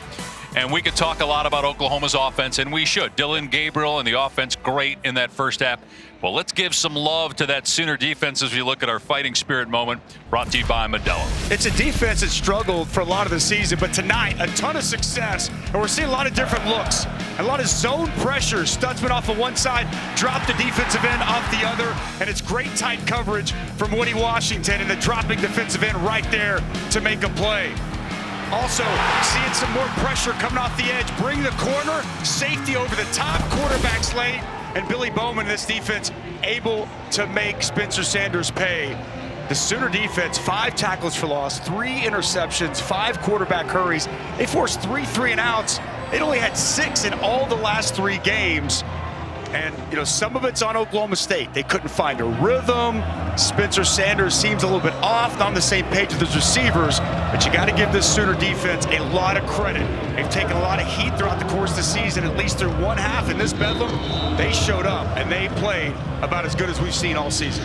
23 straight winning seasons, 23 consecutive bowl appearances. Those are on the line for Oklahoma. Meanwhile, Oklahoma State will get the ball to start the second half. This will be a touchback. We'll come out to the 25. We'll see if Spencer Sanders, with 5 interceptions coming in and 3 in this game, see if he can bounce back as we check in with Tom Luganville down on the field. Well, Dave, Mike Gundy, Oklahoma State head coach, very blunt about the first half production. They got stoned out of the gate, self-inflicted wounds, cannot run the football, so all of the pressure is on Spencer Sanders, and he's just not seeing the field. They're out of sync with their receivers. They're not on the same page, and it's one of those deals where it didn't feel like they got a lot of answers right now. So they got to come out and sustain this opening drive and have some positive momentum and some confidence to come out of the locker room. Haven't seen Dominic Richardson at running back at all. It's been a lot of Jaden Nixon and Ollie Gordon. Going to be a pass play. Sanders, a low throw to Presley. That's exactly what we're talking about. They're going to say caught it, but it's better off if he would have just dropped the ball, because he loses a couple yards on another throw that's just off. This kind of illustrates what the night's been like so far for Spencer Sanders. You kind of want to see him be able to come back, put that first half behind him, and get off to a good start. That first pass down in the dirt. 2nd and 11. Sanders will keep it. Not a lot of room, but he's able to bounce forward out to the 29. Ethan Downs with a tackle. Sanders not 100%, but he did practice this week. He's not been practicing. Tom led the telecast reporting really for the last month or so, early in the week especially. Came back onto the field after not starting last week to lead a come-from-behind win against Iowa State. Can he do it again here tonight? In trouble, though. Gets rid of the ball as he's about to be sacked. The pass incomplete. Danny Stutzman in his face. The officials talking about whether it should be grounding or not. Regardless, it's 4th down. Well, it's really good coverage. They faked the screen, and they wanted to work on Woody Washington, but he wasn't outside the pocket. Excellent coverage by him. And Sanders tries to go to his next look, and by the time he does, it's Danny Stutzman off the edge, creating the pressure and getting the hit on the quarterback. Second half starts very similar to the way that first half went, and Oklahoma with another 3 and out on the evening. I'm not sure he got outside the tackle box because there were no receivers in the area. Again, it would have been 4th down anyway as Mims pulls in the punt at the 25-yard line, a 46-yard punt. But Oklahoma State would have been punting from its end zone if they had thrown that grounding penalty. So Dylan Gabriel has counted for 3 touchdowns for the Sooners so far in this game. I think over the years of guys like Baker Mayfield and Kyler Murray, Jalen Hurts, and Caleb Williams, the last 4 quarterbacks to play in this game, and the numbers they put up over the course of the season. And it hasn't been that type of year for Gabriel, but he had maybe his best half as a Sooner in the first half tonight. Empty set on 1st down with Gray leaving the backfield in motion. And on a design quarterback run, Gabriel finds some room. First down as he lowers the shoulder on the DB, Jason Taylor. Gain of 13. Well, they empty it out. It's going to be a quarterback draw. And Xavier Vincent on a pressure. He comes scot-free. And a nice job avoiding by Gabriel and a good pickup. Here's Eric Gray trying to get the edge. Turns it back and gets dumped by Walter Scheid and Benson after a gain of about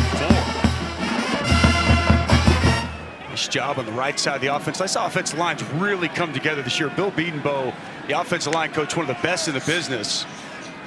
Pass was off the mark as Gabriel had a little trouble with the snap. Farouk probably still should have caught it. That's 2 drops for him.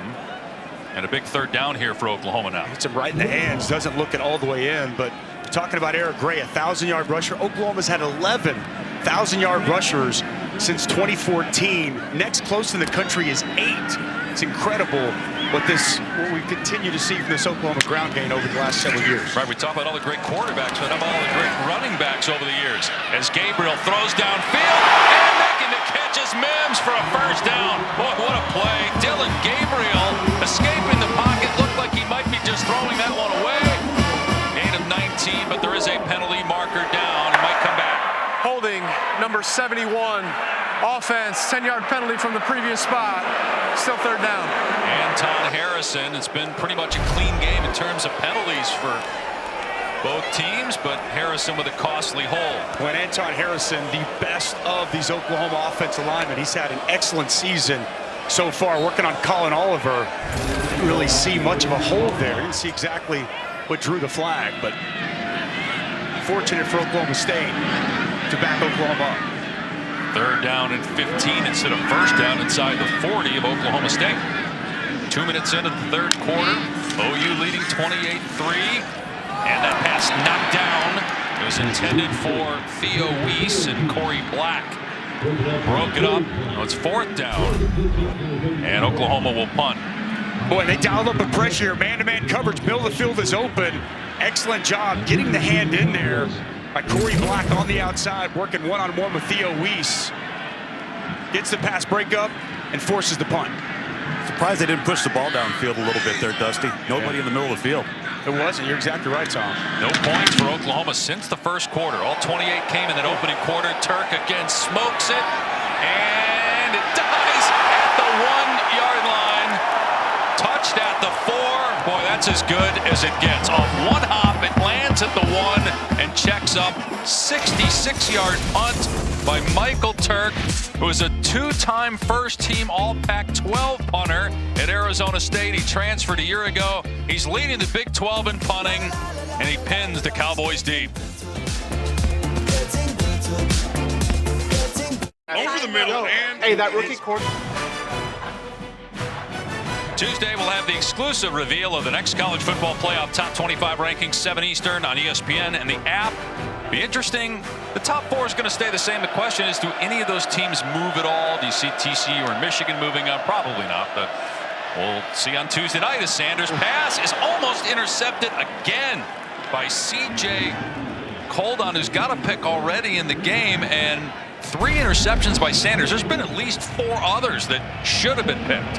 And you're going to see Braden Johnson. Looks like he kind of slips out of his break as he's coming back to the football. An excellent break on the ball by C.J. Coldon, almost his 2nd interception of the night. How many times have we said almost an intercepted Spencer Sanders pass? Coldon, a 2-year starter at Wyoming. Jaden Davis banged up for Oklahoma, so Coldon getting a lot of reps tonight. Oklahoma State runs the ball here with Ollie Gordon, the true freshman. That's a good gain there, pickup of 6. Oklahoma State in this position because of a 66-yard punt by Turk, his 6th 60-yard punt of the season for Oklahoma. A little check on that. Looked like your wedge game, Mr. Pash. That was extremely impressive.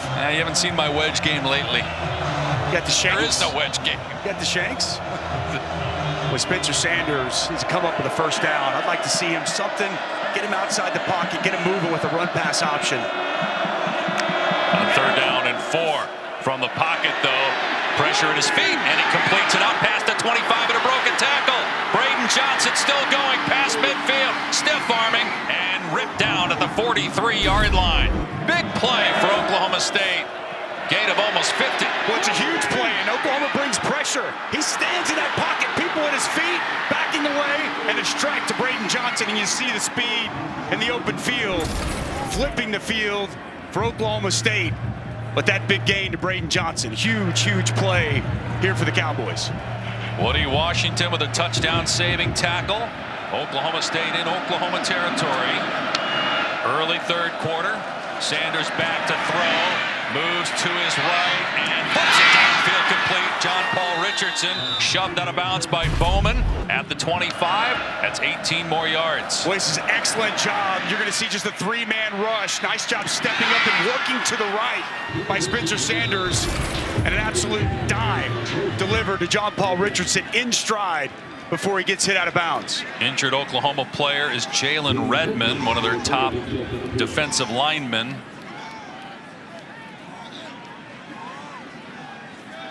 They're looking back at midfield at Redmond. So we'll step away for a moment.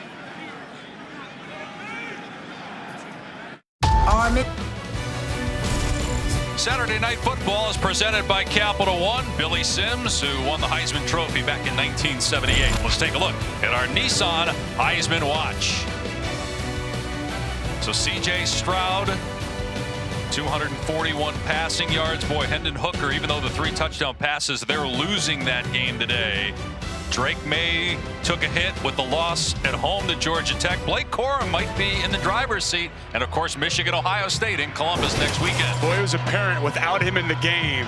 That's a different Michigan football team. But, boy, Caleb Williams going right now. 300 yards in the first half. Sooner fans know just how talented that young man is. And as good as he was last year, he is much better here in his second season there at USC. Yeah, and if they can somehow come back and beat UCLA, obviously that would be huge for his cause.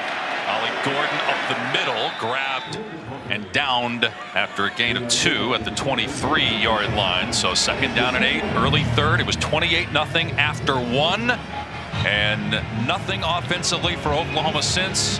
Oklahoma State starting to settle into this game. But is it too late? Down 4 possessions. And on a jet sweep, that's a pass play, though. That was a forward pass, it appeared. Braden Johnson, and now they're saying incomplete. Yep, that was a forward pass on those jet sweeps. It was not a handoff, it was a little tough pass. So it'll be third down. When he had speed coming to the field, looked like he had some grass out in front. It just kind of, it's what we've seen from Oklahoma State all night, just off a little bit. That one's on Braden Johnson, hits him in the hands. I like the call by Casey Dunn. You got to execute what's called. Now Oklahoma State third and long situation. Kind of a weird reaction from Johnson, almost like he didn't know he was getting the ball. Yeah, he almost ducked away from it. Interesting. So 4 down territory, you would think. Third and 8. They're 3 for 12 on third down. Showing pressure. And here they come. Sanders goes to the right spot. It's caught, but short of the line to gain. Presley down at the 17. 4th and 2 coming up, and Oklahoma State going for it. They dialed it up, man-to-man coverage. And it's a nice adjustment there by Brendan Presley to bring that pass in. I think you got to go for it here, fellas. No question, with down 25 points. Again, you don't know how many more possessions you're going to have. The way this game has slowed down since that first quarter. They're going big personnel, heavy package, multiple tight ends in the game. Cassidy comes in, as well as Owens. 4th down and 2.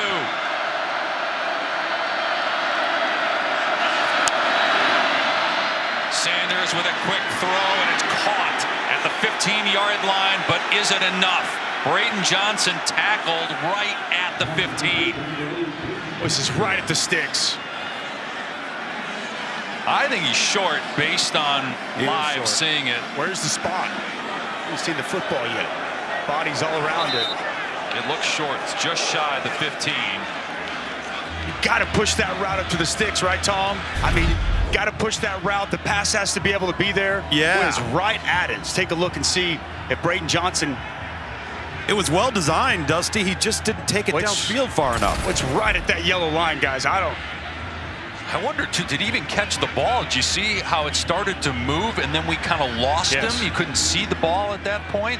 Good tight coverage there by C.J. Colton.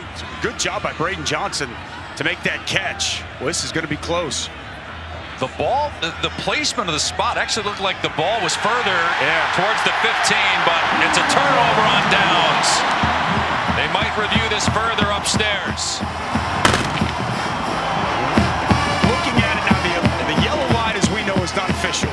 But it looked like where he caught that pass and as he came down was exactly where the yellow line was. So the yellow line is a little in front of the actual 15. And you saw the ball kind of move to the right a little bit. Watch here as he secures it, and then as he's going down, it kind of moved to the right. But I think it's really hard to overturn that spot. I totally agree with you. Not a clean look at it, and Coach Venables likes what he sees with a big 4th down stop. Play action for Gabriel, setting up, in trouble, and now throws it away. And Farouk in the area. So again, Walter Scheid in there, able to get a little pressure. 2nd down and 10. Was Mason Cobb on a blitz?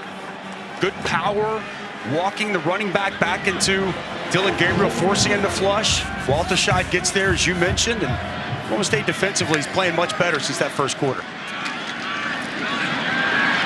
Good cut back by Barnes, got the first down and dives to the 30-yard line. So gain of about 15, first down for OU. Boy, it's excellent patience here by the freshman Javante Barnes, allowing the blocks to set up in the holes there, and you see the burst through the hole. Really well done by Chris Murray, pulling around, getting the key block. Play action, Gabriel's pass on target. Stoops, and now they're saying no, he did not pull it in. So it'll be second down and 10. That's just interesting watching Dillon Gabriel, the confidence with which he's playing with. He played in some big games at UCF, was hurt, missed most of last year, but a 3-year starter for the Knights. And been a struggle. He's battled injury this year, didn't play against Texas after getting hurt early against TCU. But he's had his best game of the season. Here's a pitch to Javante Barnes. And he gets clocked at the 33. Gain of 4. Tackle by Daniels. Third down coming up. It's a nice job by Daniels coming down from that safety position to make that hit, make that play. Another Cowboy down on the field. Kind of been the story of the season. Colin Clay down. This Cowboys football team's just been marred by injuries all season long. We'll be back with you in a minute with an update on Clay. On a confrontation. Rivalry game here with Bedlam on Thanksgiving. Got a bunch of games over the weekend. Black Friday, ABC, Florida State, and then Saturday night, Notre Dame in the Coliseum to face USC. Both of those games start 7:30 Eastern, 4:30 Pacific, ABC, and the ESPN app. Notre Dame looks like a much different team. Yes, they October, do. November. Playing great football right now. It's going to be a great matchup on Saturday night. Temperature around 30 degrees here in Norman as Gabriel gets rid of it with pressure in his face. Mason Cobb was in there. Colin Clay got helped off for Oklahoma State. It's fourth down. Wanye Morris, the right tackle, is down for Oklahoma. And Mason Cobb, man, he's been all over the field tonight. Nice job. The delayed blitz comes clean, gets through. You also see Colin Oliver working off the edge. Nice rush there by Oklahoma State to get off the field.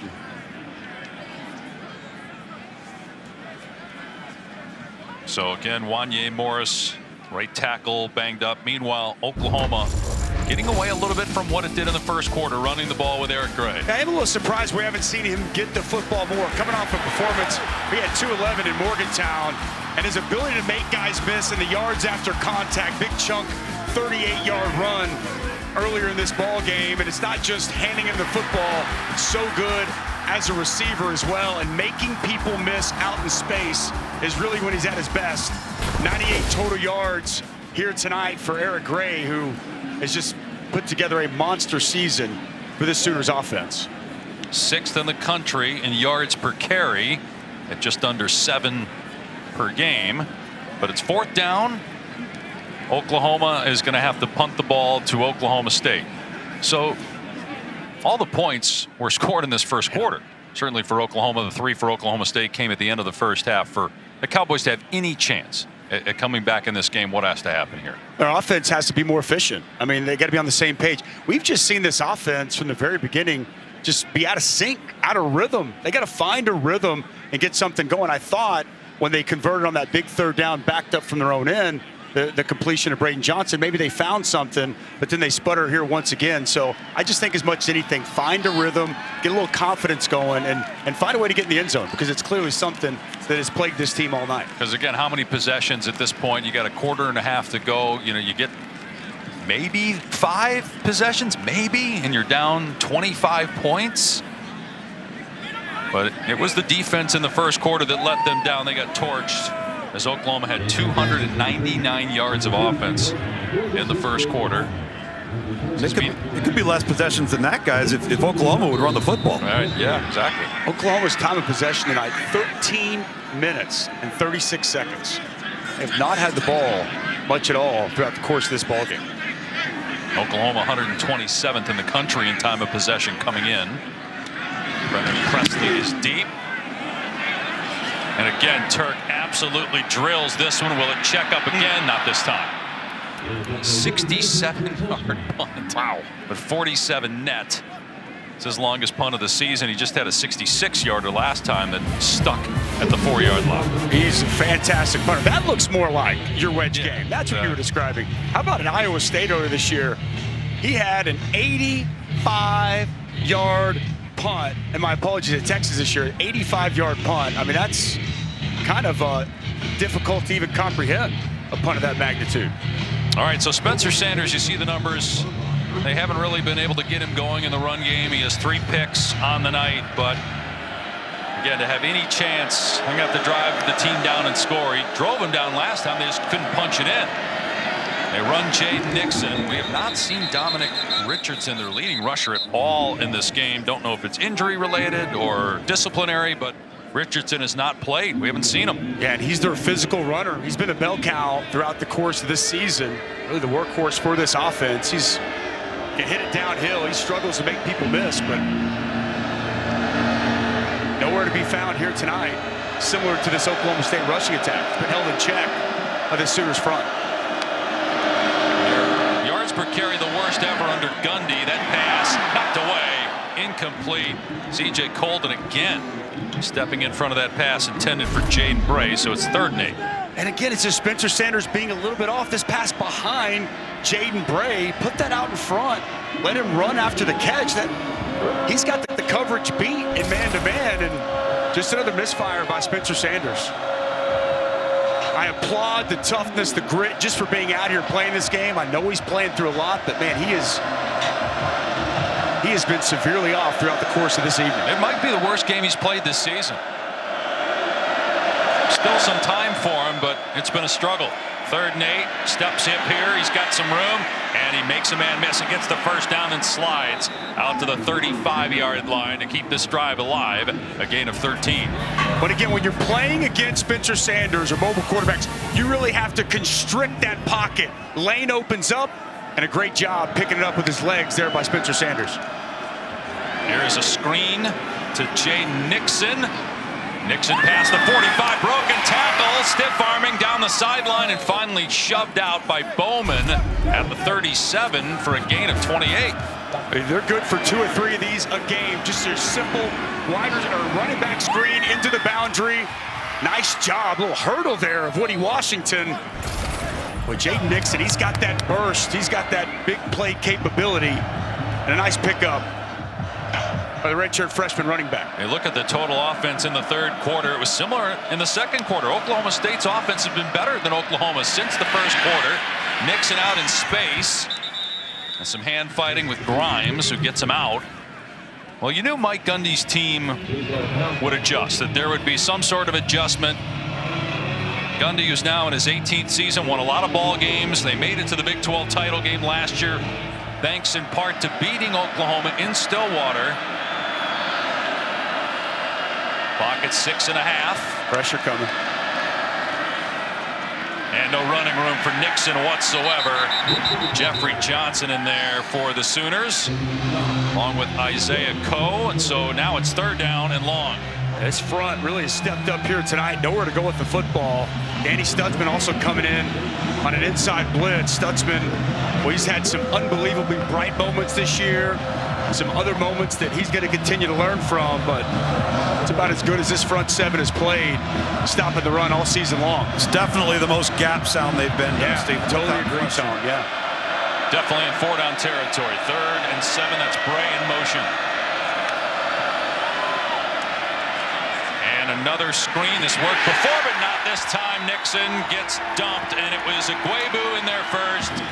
Isaiah Coe cleans him up. They lose a yard on the play. It goes from 3rd and 7 to now 4th and 8 or 9, and Oklahoma State has to go for it. Well, it's a really nice job. You mentioned Isaiah Coe as a defensive lineman.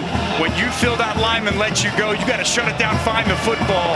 Big 94 does that, as well as David Iguebu slipping under a block and getting that tackle for loss. Used to seeing some long hair coming down over that 9 and 4 on the back of the jersey for Oklahoma.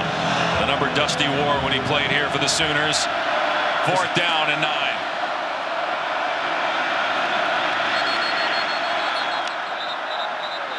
Whistle.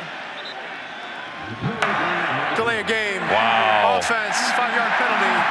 Still 4th down. That's on the quarterback. You can't have that. And now Oklahoma State, I think, is going to punt the ball. I just don't know that you're going to have enough possessions, but that's terrible. You can't have that. It's been that kind of night, though, for Oklahoma State. They just didn't look ready to go from jump. Spencer Sanders is fired up on that sideline. He is yelling at one of the coaches right now. Not sure, again, if that was on him. Or if it took a while for the play to get in. It's what it looked like. It looked like he was wanting to talk to somebody about how long it took the play to get in. Not happy whatsoever. And a terrible mistake in that spot. Fair catch made by Mims at the 13. Let's go to Kevin in the studio. Dave, time now for our AT&T countdown to the CFP National Championship. Former Sooner Spencer Rattler is having himself a night. This one, the Jaheim Bell, another touchdown pass. South Carolina continues to give number 5 Tennessee big-time problems. 49-31 Gamecocks. Back to you. Wow. Wow. Things going so well for Tennessee until the last couple weeks. Who saw that coming? Nobody. That's the best Spencer Rattler's played all season. Good for him. Great. Big hit at the 15-yard line by Colin Oliver. So let's watch here. This is Sanders afterwards. I'm not sure if it's directed at anybody in particular, but it looks like there, as he's talking to one of the coaches, something about getting the play in. It's a fiery dude, man. It's a very emotional game and hasn't gone his way. I can understand the outburst of emotions in that spot. Gray out to the 18. At this point, the clock's your friend. You got a 25-point lead. Don't know how many more possessions that Oklahoma State's going to get at this rate, so don't give them a quick one by going 3 and out with 3 pass plays. This is a tough place for Coach Levy, right? A big part of this offense is how quickly they snap it. At this point, you want to start to ice this game away and milk that clock. Gabriel to the air on 3rd down. Everybody covered. Gabriel on the move to his right. Throws to the sideline. Coming back, but unable to make the catch is Farouk. We've seen him drop the ball a few times now. And so Oklahoma will punt again. Boy, really nice job by Dylan Gabriel, buying himself time, waiting. Finally, Farouk does a good job working back to the quarterback. He just drops it. Absolutely drops it as he allows that ball to come into his body and can't bring it in. Another miscue and drop there by Jalil Farouk. But they have Turk, so even though he's punting from his 5-yard line, there's a chance this thing will land inside the 30 of Oklahoma State. It's fielded at the 25 by Presley. And Presley has some room, but he's tripped up at the 37-yard line by Washington. Was on the ground and made a play that, who knows, may have saved the touchdown. That is a huge play by Woody Washington. He was engaged with Ollie Gordon, gets off the block, and I think makes a touchdown potential saving play. We have 1 versus 2 in women's college basketball tomorrow on ABC with South Carolina facing Stanford. Then on ESPN, men's college basketball, 7:30 Eastern, Kentucky and number 2, Gonzaga. Kentucky falling to Michigan State earlier this week. So Oklahoma State gets the ball back after about a minute, but trails 28-3. Had to punt on the last possession. Sanders forced out of the pocket again. He actually had Ollie Gordon open, but he elected to just throw it away. Not sure that he saw Gordon. 2nd down. It's good coverage down the field. Oklahoma's done a really nice job taking away Spencer Sanders' initial read. More pressure brought there. But you're right. His check down, his running back, he was open in the flats. It's the 14th drive of the game for Oklahoma State. So about 5 possessions per quarter. So still, if things continue this way mathematically, still a shot, but running out of time. Nearing 3 minutes to go. 2nd and 10. Sanders with time. Downfield throws complete. Near the 40. Braden Johnson on the grab. Gain of about 20. 1st down. Well, we've seen a lot of man coverage from Oklahoma. Now it's going to be zone coverage. And on the post, really good find. As Braden Johnson clears the linebackers, Spencer Sanders gets it to his wide receiver. Sanders throwing to the sideline to Cassidy, who's matched his catch total from the season in this game. 2 tonight. He had 2 coming in. Stutzman on the tackle. 10 yards, another 1st down. 2nd time this quarter we've seen Oklahoma State be able to move the football. Last time they were stopped on 4th down. Can they get in the end zone? Sanders looking to the left all the way. The receiver didn't break again. It's the second time we've seen that. This time it was Bryson Green, and Sanders thought he was going to run down the sideline. That's where the ball went. It was Jaden Bray early on in the game. Remember, he just shut it down, and Spencer Sanders threw it, and it wound up being an interception. This one not intercepted, but again, receiver, quarterback, just not on the same page. He shuts it down for a hitch route, and Sanders thinks he's going to keep going vertically down the field. Dusty, this is where limited practice time with your guys really starts to come into play. It's a great point, Tom. It really is, and that's been the issue. Wide receiver, Spencer, as we've talked about here tonight, putting a practice schedule has been tough for Coach Gundy. On 2nd and 10, pressure coming. Sanders steps up and takes off at the 25. At the 20, Sanders down to about the 12-yard line. He's so dangerous running the ball. He's got 8 rushing touchdowns on the year. He's like a running back. Watch him slide through this hole here. Wasn't a whole lot there. It was tight. But then he starts calling it out down the field, gets a block from Ollie Gordon, and a nice run in the open field here by Spencer Sanders. He's like a running back. When he puts that ball down and he declares to be a runner, he is a dangerous weapon for this Pokes offense. Boy, a little surprised that they're not going quicker. Pick it up, I mean, especially first down, big play. A lot of times you see him get up there and continue with up-tempo, but they didn't that time. They took about 30 seconds off the clock, and that's a no-gainer there with Gordon getting wrapped up by Coe. In fact, it's a loss on the play of a couple. Anybody wearing 94 knows what this game means, and so Isaiah Coe playing his best. Well, he's playing well tonight. It's a really good job on the interior of this defensive line. Little movement. He does a nice job with the rip to get up the field and get the TFL. And the check coming from the sideline, so a lot of time coming off the clock here. They've wasted about a minute and a half here in these first 2 plays. I understand they want to be precise and get in the end zone, but it's odd because they typically move at such a frenetic pace. Yeah, Sanders got a fade in the end zone, incomplete. He was going for Bryson Green. Woody Washington in coverage. They're going to throw a flag. They're going to get Washington for interference. Looked like he had the arm of Green. He tried to catch it with one hand, the free hand. I think it's a left hand. We'll see Woody Washington as he's contacting down the field. Coach Venables not happy with the call. Pass interference, number 0, defense. That penalty will be placed at the 2-yard line, automatic first down. They haven't gone to Bryson Green a whole lot. We've seen him go to him a couple times on this series. See Woody Washington working. He's got that left arm. He's got a little bit of a grab. Yeah. Not a lot there, but I mean, I don't know, guys. Not a lot there. We've been doing games all year, though. I mean, it's very interesting how often pass interference is called. Looked like both guys were going for the ball there. So you got 2 men in the backfield, and Sanders in trouble, backing up, throws back in the end zone. It's caught for a touchdown by Quentin Stewart. Boy, what a play by Spencer Sanders. That's the first catch of the year for Stewart.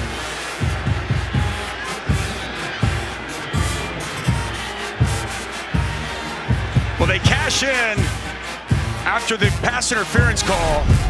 Go big, heavy personnel. Quentin Stewart hasn't had a catch all season, and now he's got a touchdown in Bedlam.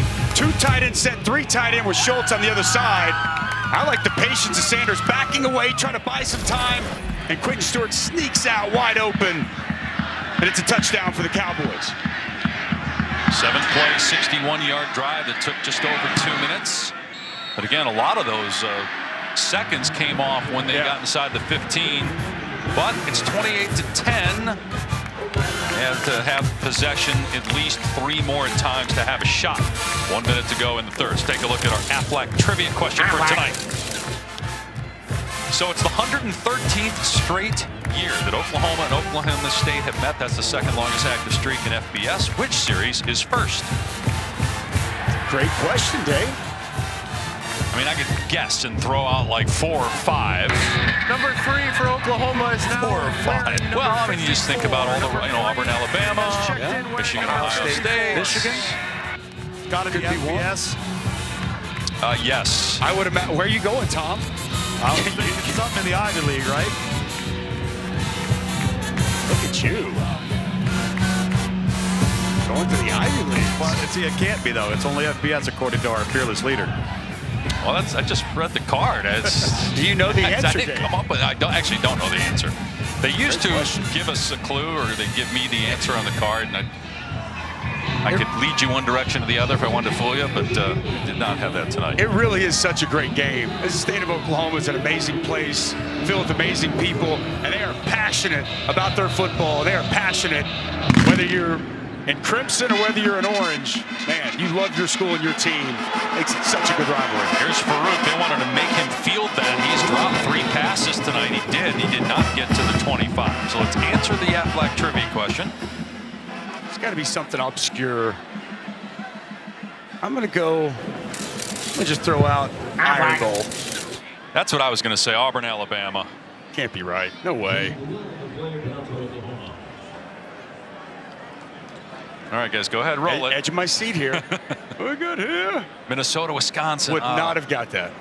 I should know that. What is that? Grew up in Madison. Is that Come on, Dave. Is that when Paul Bunyan's axe? I can't ever It's remember. for the axe, yeah. There's so many trophies in the Big Ten. It's tough to keep up. Jason Llewellyn, by the way, shaking up for Oklahoma. So if you're Oklahoma right now, you're 5-5. You've had a rough year. Yep. Are you starting to get a little nervous if you're a Sooner fan? If you're these players now, are you starting to doubt? You have not scored since the first quarter. You got to finish. I mean, right? I mean, that's what you preach as a team, as a program every day. You got to finish ball games. You got to finish seasons, and that was a big point of emphasis. Talking with Brent Venables yesterday, clearly he's not happy with the results. But it's interesting, he said that he's still having a lot of fun, thinks he's getting a ton of buy-in from these players, feels really good about the outlook and trajectory of this program moving forward. You know, they got a really good recruiting class coming in, but you got to find a way to finish this game. So I can understand if there's a little bit of apprehension from people watching here, Sooner faithful. But what about the players? They got to get first downs. That's what I was going to say. They got to move the sticks, sustain a drive. Yep. We haven't seen that in a while. It's a program that won 14 Big 12 titles, 6 in a row until last year. As Gabriel takes off, and he's out to the 27, so a gain of 5 there for Gabriel. Take the clock down inside 30 seconds to go, unless Oklahoma continues to go quickly, which they will, despite the 18-point lead. Gabriel looking, throwing, and a back shoulder throw that's incomplete. Mims, and a flag downfield. Actually, flag is at the 28, so about a yard downfield. Ineligible player downfield, number 71. Offense, 5-yard penalty, still second down. And it's counteraction, right? This is RPO. And the reality is offensive linemen don't know. They're blocking counter, and Dylan gets the read that he wants. He wants to throw the shot to Marvin Mims, and they obviously get Anton Harrison for being downfield. Just took too long. Yeah, exactly. They're going to allow you about 3.5 yards. That's kind of your buffer there. Yep. That's tough on an offensive lineman. You have no idea. You're just blocking as well as you possibly can. He was about 7 yards downfield, Dusty. He was down there. Yes, he was. So it'll be 2nd and 10 after the 5-yard penalty. 37 seconds to go. Does Oklahoma just run the ball here and then take it to the fourth quarter? Again, this is as much about the clock and keeping the ball away from Oklahoma State so they don't even get possession. Oklahoma State's coach has elected to decline the ineligible player downfield. It'll be 3rd down and 5. That's very interesting now. You decline the penalty, so if Oklahoma doesn't get a first down, there's a chance Oklahoma State gets the ball with one play here in the quarter. But if they get a first down, that might cost them 3-4 minutes in the fourth quarter if they pick up this 3rd and 5. If they decided to milk the clock any, which we have not seen them do whatsoever. Oklahoma, the struggles continue offensively on 3rd down. That's why Gundy did that. Gabriel, down he goes at the 24-yard line. And it was Nathan Latu that got the sack. And Oklahoma will have to punt again. Well, it's also Ben Kapinski who makes a nice inside move. And listen, Tyler Lacey, one of the best defensive linemen, isn't playing. Trace Ford is out. So this is their sub package, and it's Kapinski's typically a DN playing 3 technique. Nice job with the penetration by him. Nice job by Latu, and a big sack to get the Cowboys the ball back yet again. Oklahoma probably won't snap it here. go to the fourth quarter. 1 for 10 on third down now, guys, for Oklahoma. Yep, 2 for 21 the last 2 games. That's a big reason why they're stuck on 28 points. They had the greatest first quarter all season long, but nothing since. Still, though, an 18-point lead as we go to the fourth here in Norman. Back after this message and a word from our ABC stations.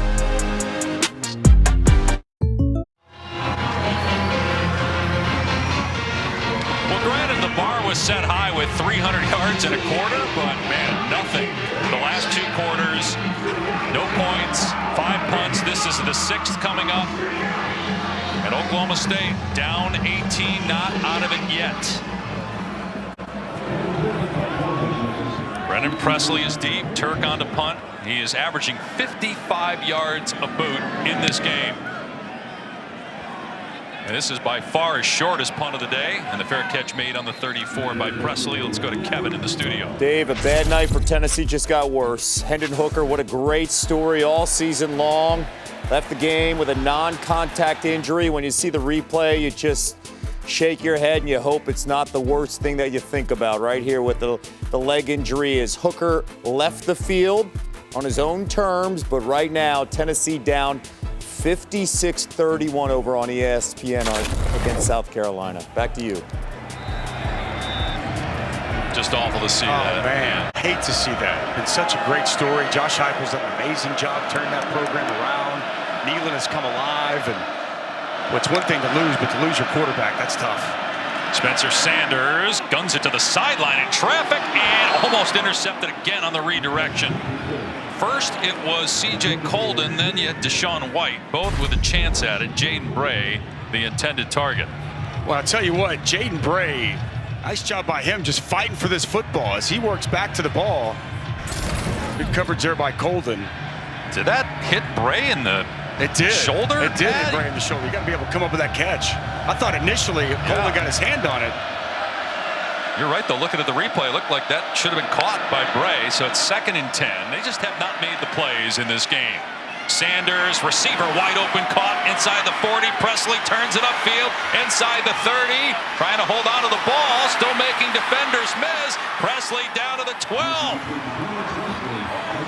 Brennan Presley with a huge run after the catch, 55 yards. Well, he's fantastic with the ball in his hands, and Oklahoma coverage, they just lose it. And Spencer Sanders finds him on the sidelines. And boy, after the catch, just outstanding job by him. Breaking tackles left and right. And all of a sudden, this game has completely flipped and changed as Oklahoma State, with fight and grit, will not go away. Gonna run it here. Nixon wrapped up with a 10 and thrown down by Stutzman. Brennan Presley's been such an important player for this Oklahoma State team. And he's dating Casey Dunn, the offensive coordinator's daughter. Said, "Coach, I want to speak with you." Dunn thought, okay, he wants more catches. Nope, I want permission to date your daughter. And Coach Dunn said, sure. He also said he's one of the best young men he's had the chance to coach. And he said he was happy to say, yes, you can date my daughter. On 2nd down, Sanders rolling up, gets hit as he throws, incomplete. Going for Bryson Green. Sanders a little slow to get up. Isaiah Coe belted him. I am really surprised he didn't dump this down to Rashad Owens. He's got Owens wide open in the flats. Some green grass out in front. He wanted to take the shot in the end zone. Man, seemed like the smarter, better decision right there would have been to put the ball in Tim's hands. So now you got 3rd and 8. You can still get a first down before Pater. 4-down territory. Oklahoma may be bringing pressure. Sanders now leaving the pocket, sidearms it to Nixon inside the 10, and it gets walloped at the 8-yard line. So just a couple of yards. It's going to bring up 4th down, and this really is the game here. You kick the field goal here. It's a two-touchdown game. I'll be intrigued to see what he elects to do. It's a 3-score game regardless. Right. Yep. I think it makes the most sense right here. Go ahead and get the points, make it a 2-score game. Your defense is settled in. Oklahoma's offense has become stagnant. I think because they got down here so quickly. Right. Probably originally Mike Gundy's thinking, we're going for, 4-down territory, but they got down there in a minute and a half. Yeah. 25-yard attempt. Tanner Brown made a 24-yarder earlier. And it hugs the right upright, but it's good. And it is a 2-score game with 12:38 to go. Plenty of time. Plenty of time. Mike Gundy's a heck of a coach. His teams are tough. They never quit. And the Cowboys alive here in Norman.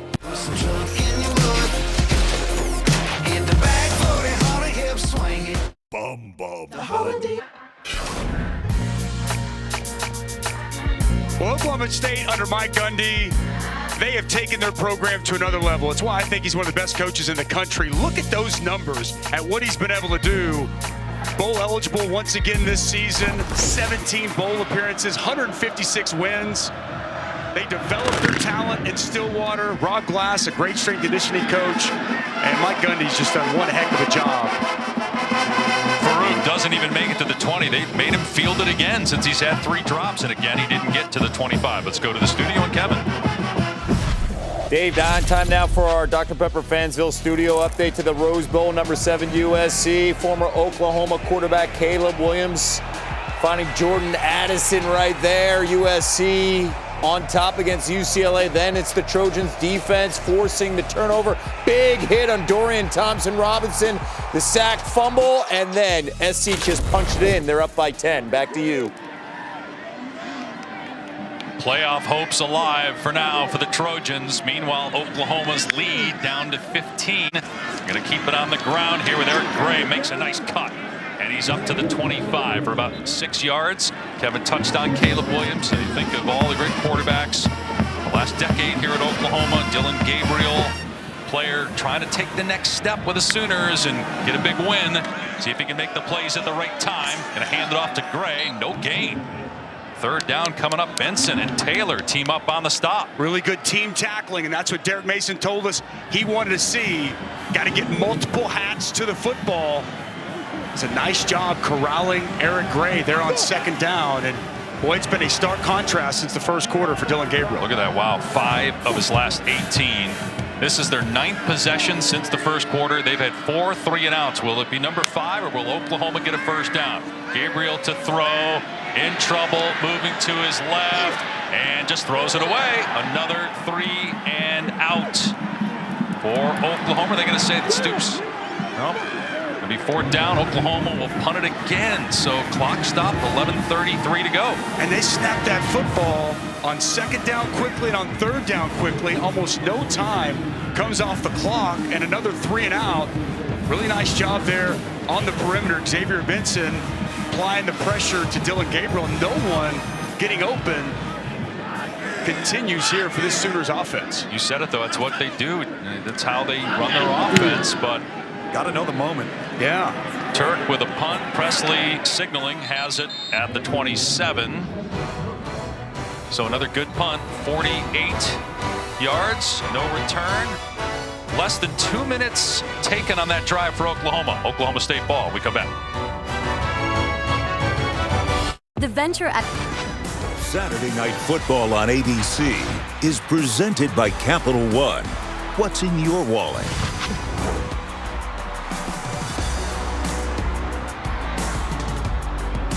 That was Tyreek Hill. You've heard that name back in 2014. In an Oklahoma State win, this is the 117th all-time meeting. Oklahoma State won last year. Oklahoma, last drive was 1:04. You look at Jeff Levy, the offensive coordinator. They're taking no time off the clock. 5 3-and-outs. They have 15 possessions today. 14 have been under 2 minutes, so time for Oklahoma State. But Sanders is sacked. That's a big response by the Sooners. Isaiah Coe was back there for OU, and so was Jordan Kelly. Loss on the play. Well, this defensive line needed this. Watch the inside game. It's going to be a cross stunt by the 2 interior defensive tackles. The 3 technique first, the nose wraps around, and they both combine for a big sack. Loss of 5, 4th sack of the day of Sanders. Trying to set up a screen on 2nd and 15, and they're all over it. Laulu, who had an interception earlier, takes down Gordon. That's another negative play. Loss of 4, and now it's 3rd down and about 19. Boy, and Laulu does an excellent excellent job feeling this, reading it, and then making the play. As he's looping around, he sees the offensive lineman pulling, getting out front.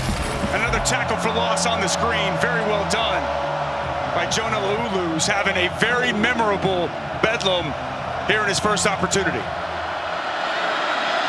3rd and 19 from their 18-yard line.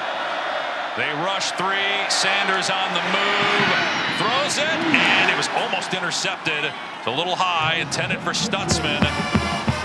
Stutzman actually was the man that almost intercepted. It was intended for John Paul Richardson. So very quick 3 and out for Oklahoma State. But again, Oklahoma's been going so quickly. Oklahoma State should get at least 2 more possessions. And Oklahoma sits back, plays coverage. Use Deshaun White, their cheetah, as a spy on Spencer Sanders, and really well done, covering up everything down the field. Stutzman right there in the throwing lane, helping force that incompletion and a much-needed 3 and out stop for the Sooners defense. Cowboys had scored on their last 2 possessions prior to that stop. Here's the punt by Ward. Mims moving forward, gonna let it bounce. And down to around the 40-yard line, so not a great punt. 42 yards, Oklahoma ball, 10:03 remaining, still up 15.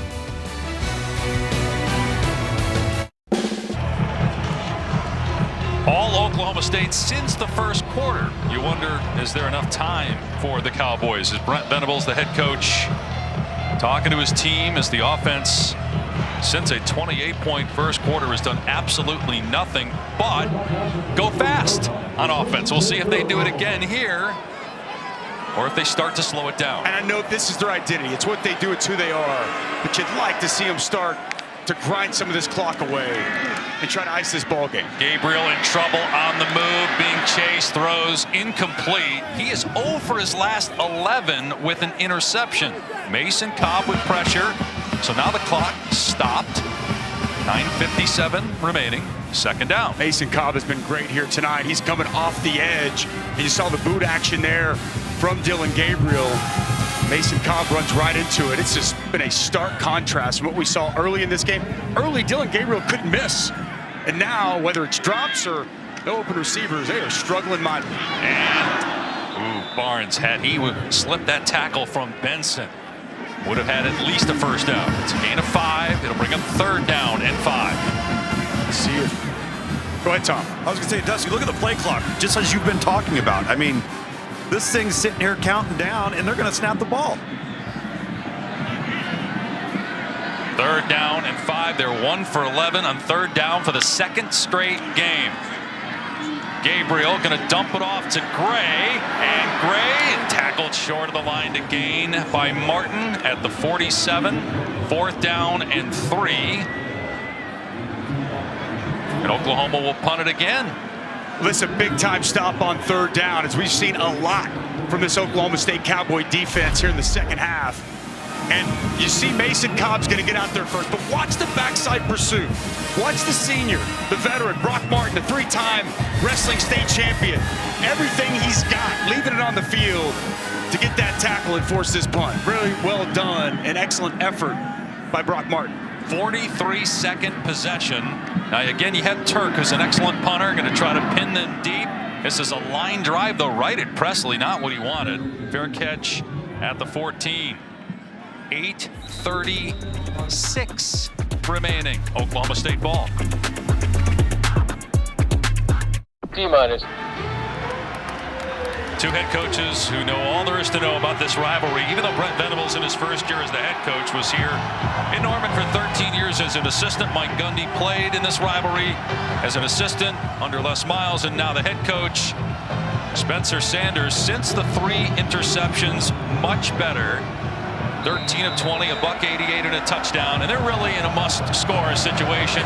Down 15 points with 8.5 to go.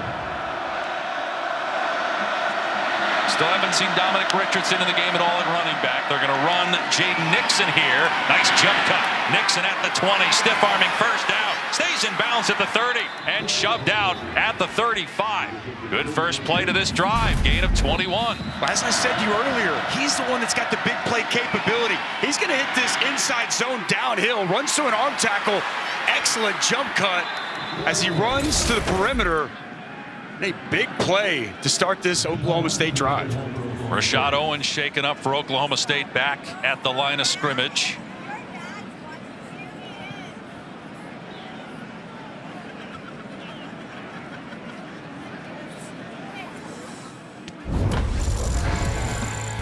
We showed the graphics. Spencer Sanders has been much better since that third interception.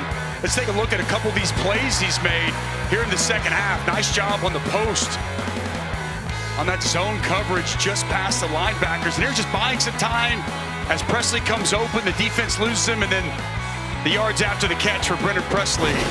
Big play in the second half for Oklahoma State, which, as the second half started, down 4 scores. And now in this fourth quarter, just down 2 scores. Again, it's a Cowboy team. We had them in Stillwater a little over a month ago against Texas.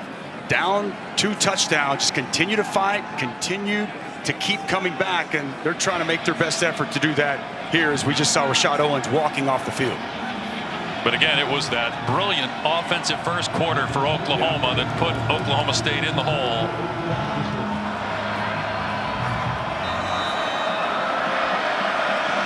8:27 to go, down 15, all 3 timeouts, needing 2 touchdowns and a 2-point conversion. Sanders sidearms it incomplete, trying to hit Braden Johnson across the middle.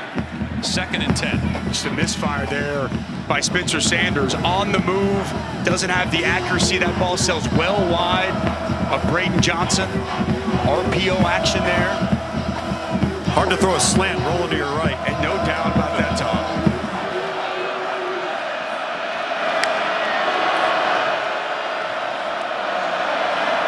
Getting the check from the sideline. Clock at 10. Sanders on 2nd and 10. Going to the air again. Everybody covered.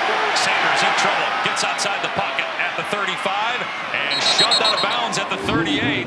And the official might throw the flag. Agwebu shoved him. The official was hovering around where that flag was, thought about pulling it, did not. It'll be 3rd down. The contact and the push came when Sanders was still inbound, so I think that's the right call to hold on to that flag. It was very close, but he was still inbound. That's smart by Spencer Sanders.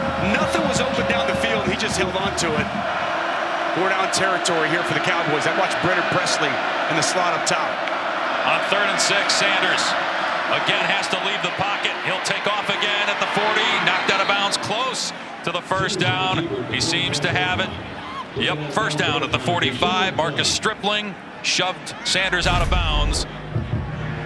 Look how dirty that jersey is. That tells you all you need to know about the toughness of Sanders. Stripling tries to come inside and get an inside move, and he gives up the edge. You can't give up the edge to a guy like Spencer Sanders. That's a smart play. It's a Russell Wilson back in the day S type of play to hold that football over and move the chains. Sanders slings it to the sideline, complete inside the 45 of Oklahoma to Braden Johnson. Another 1st down. Sanders starting to heat up now. 11 more yards through the air. 7:15 and counting. Clock will start on the ready for play. Braden Johnson, we talked about tonight. A senior, been banged up all year, making his presence felt here at his final Bedlam. Sanders drops back to pass. Looking downfield, steps up to run again, and he's tripped up at the 37-yard line by Laulu. So it's going to bring up 2nd down and about 5. Inside 7 minutes remaining now. Russian 3, sitting back in that zone coverage. Big holes opening up front for Spencer Sanders to pick up decent yards on the ground. Sanders about to get trilled, delivers it to the 30-yard line. Bryson Green made the catch and got out of bounds. Clock will start again on the ready for play, but it's a 1st down, gain of 11 more to the 26-yard line. Clock at 6:28. That's a really good route there by Bryson Green. Shuts it down. Ball's on him right now. You see Spencer Sanders throwing the football with confidence. Sanders with time, everybody covered though. He moves out to his right again. He's done this several times on this drive and then just throws it out of bounds. Ethan Downs chasing Sanders towards the Oklahoma bench. Brent Venables trying to get his team above 500. 23 consecutive seasons. They've been in a bowl game, 23 consecutive winning seasons. It's been a rough year. After a 3-0 start, they're 5-5, and they had a 28-0 lead. But Oklahoma State threatening to make it a one-score game from the 26-yard line of OU. Sanders wide open on the sideline, but Bryson Green could not make the play. A little high on the throw. It'll be third down. What's a missed opportunity here? Bryson Green wide open. Oklahoma sitting back in zone coverage on a cushion there from Woody Washington. And Bryson Green kind of mistimed his jump there, and unable to bring it in. That's one to look back at. Be kicking themselves for not making that easy completion. We haven't seen a lot of pressure here on this series from Oklahoma. And in 4-down territory, timeout going to be called here by Oklahoma. Oklahoma has called their first charge timeout of the second half. 30 seconds in length. So 6:03 remaining, 4-down territory. And obviously the quarterback run game is something to keep an eye on here for Spencer Sanders. Boy, Dusty, this has been the best college football Saturday yet of the season. We saw some teams early in the day that were ranked in the top 4 look like they might get upset but pull out wins. We see Tennessee getting blown out. Crazy. USC, UCLA going toe-to-toe, and now this comeback here by Oklahoma State. It's been a great day of college football. It's been awesome. I mean, it's like you never know, right? I mean, it's college football. It's so tough to predict and know what you're going to get. Most people probably tuned into this thinking, oh, this is going to be a blowout. And here we are with what could come down to be one of the crazy finishes in Bedlam. It's just going to be fascinating to see how this thing ends up. Spencer Sanders playing completely different in this second half, Tom. Yeah, absolutely. And right now, they're trying to get the clock in their favor. To be honest with you, Oklahoma's last 3 possessions on offense are why there's probably not 4 minutes left on the clock instead of 6 minutes and 5 seconds. There's no doubt about that. They have been able to get first. They bring pressure on 3rd and 10. Sanders gets it away. It's caught. And close to a first down. And it looks like it will be for Presley. And meanwhile, Bryson Green is down on the far sideline in front of the Oklahoma State bench. So Presley with a first down catch. But Bryson Green shaken up. Injuries have been a big problem at that receiver position all year for OSU. Well, this is really good recognition by Spencer Sanders. Oklahoma dials up a blitz here. They bring the pressure. And all of a sudden, Presley, he's the hot. He's wide open. Stutzman can't get their balls out quick. Let's see if he gets to the first down. I don't know if he got to that first down. That yellow line, Dave. Looks like his knee came down. Ball wasn't quite there. Meanwhile, you see at the top of your screen, Bryson Green slipping and falling, and hard to see where the ball is when that knee hits from that angle. They have marked it as a first down, though, at the 16-yard line of Oklahoma. 6 minutes to go. We were talking with Mike Gundy about this season and just all the injuries they've endured on both sides of the football. And I mean, he told us this has been as challenging a year for him as a coach as he's had in his 18th season. Just putting together practice and knowing when we can go, when we can't go. Dialed it way back against Kansas State, and they got their doors blown off. But as we see Bryson Green being helped off over on the sidelines, it's just been kind of a theme of this season for the Cowboys there. Yeah, I mean, and nobody knows that better than the quarterback, Spencer Sanders, who last week did not play until they absolutely needed him to play. He came in late, won the game from against Iowa State. Of a first down is under further review. They're going to look at this to see if Presley got the first down. If he didn't, I believe it was 4th down. Just double check on that to make sure that if he doesn't get it, that it's 4th down. It would be 4th down. So yes, it would be 4th and 1. Let's take a look here. Take a look at where Presley, when his knee goes down, where's that football? It'll be the knees down, Ted. Left knee's down. It looks like it is short of that 16-yard line. Roll that back, guys. Watch his left knee. His left knee goes down first. Where's that football? And you look at the marker, too, at the top of your screen, Dusty. It looks like it's in between the 17 and the 16-yard line. It's tough to tell where he's at. I think he gets that look. Is there enough evidence to overturn beyond all question. doubt, right? To say that that's not a first down? I mean, it's basically what you have to do. There you go. That's the look right there. Left knee's down. There's the ball. It looks like it is short of the 16. Now, this is not straight down the line. from that look right there, it is very close. It's either 1st and 10 or 4th and 1. Talking about the grit and toughness of Spencer Sanders. Battled injury, was hurt against TCU. They had a 17-point lead in that game. They were undefeated at that time. A lot of people thought, just like last year, Oklahoma State was going to be in the college football playoff mix, certainly when that game was going on. And then TCU came back, ended up winning that game in overtime. They got blown out at Kansas State 48-0.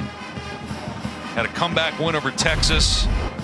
And then the victory last week to get them to a position here where they're 7-3. Try to match it up for you guys at home. Knee definitively down. I mean, it looks like he is short of that 16-yard line, Dave. I agree, but again, can you say beyond all doubt that the video evidence proves that it's not a first down? That's basically what you have to do with the replay. Indisputable video evidence. Beyond all doubt. I mean, they added that language a few years ago, like to say it's indisputable, and it's really indisputable. Correct. That's right. They're definitely taking their time on this. Well, it's giving Oklahoma's defense a breather. Those guys been on the field a lot here in the second half. But usually when it takes this long, it means generally they're adjusting something. It's going to be overturned. Correct. Because they got to look at down and distance and clock. Here we go. After review, ruling stands. Okay. First down. There you go.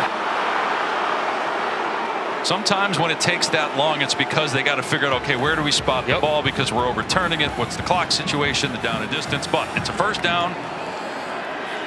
Clock will start on the ready for play. 6 minutes to go. Trying to make it a one-score game. And it's a great identification of the blitz and where your hot is for a veteran in Spencer Sanders. New right now, pressure comes. Brendan Presley's my outlet, and it's a big first down. Play 11 of the drive. First down on the OU 16. The Sooners stacking the box. Sanders back to throw. Fires. Incomplete. Going for Presley at the 5-yard line with Billy Bowman in coverage. Well, you don't typically see Brendan Presley allow a ball to go through his hands. Really good route recognition there by Sanders, but Presley unable to bring in that catch. You referenced it a second ago. You've got to be cognizant if you're a front of the mobility of Spencer Sanders in this area. On 2nd and 10, Sanders, though, throwing, and high, intercepted in the end zone.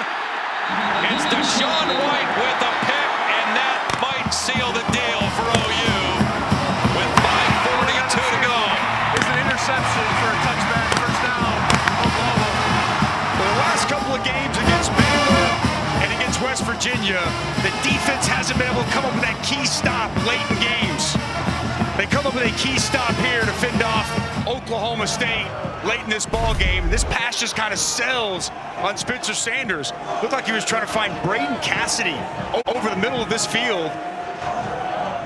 Ball just sails high on him. Cassidy unable to get up there, get a hand on the football, and it's Deshaun White.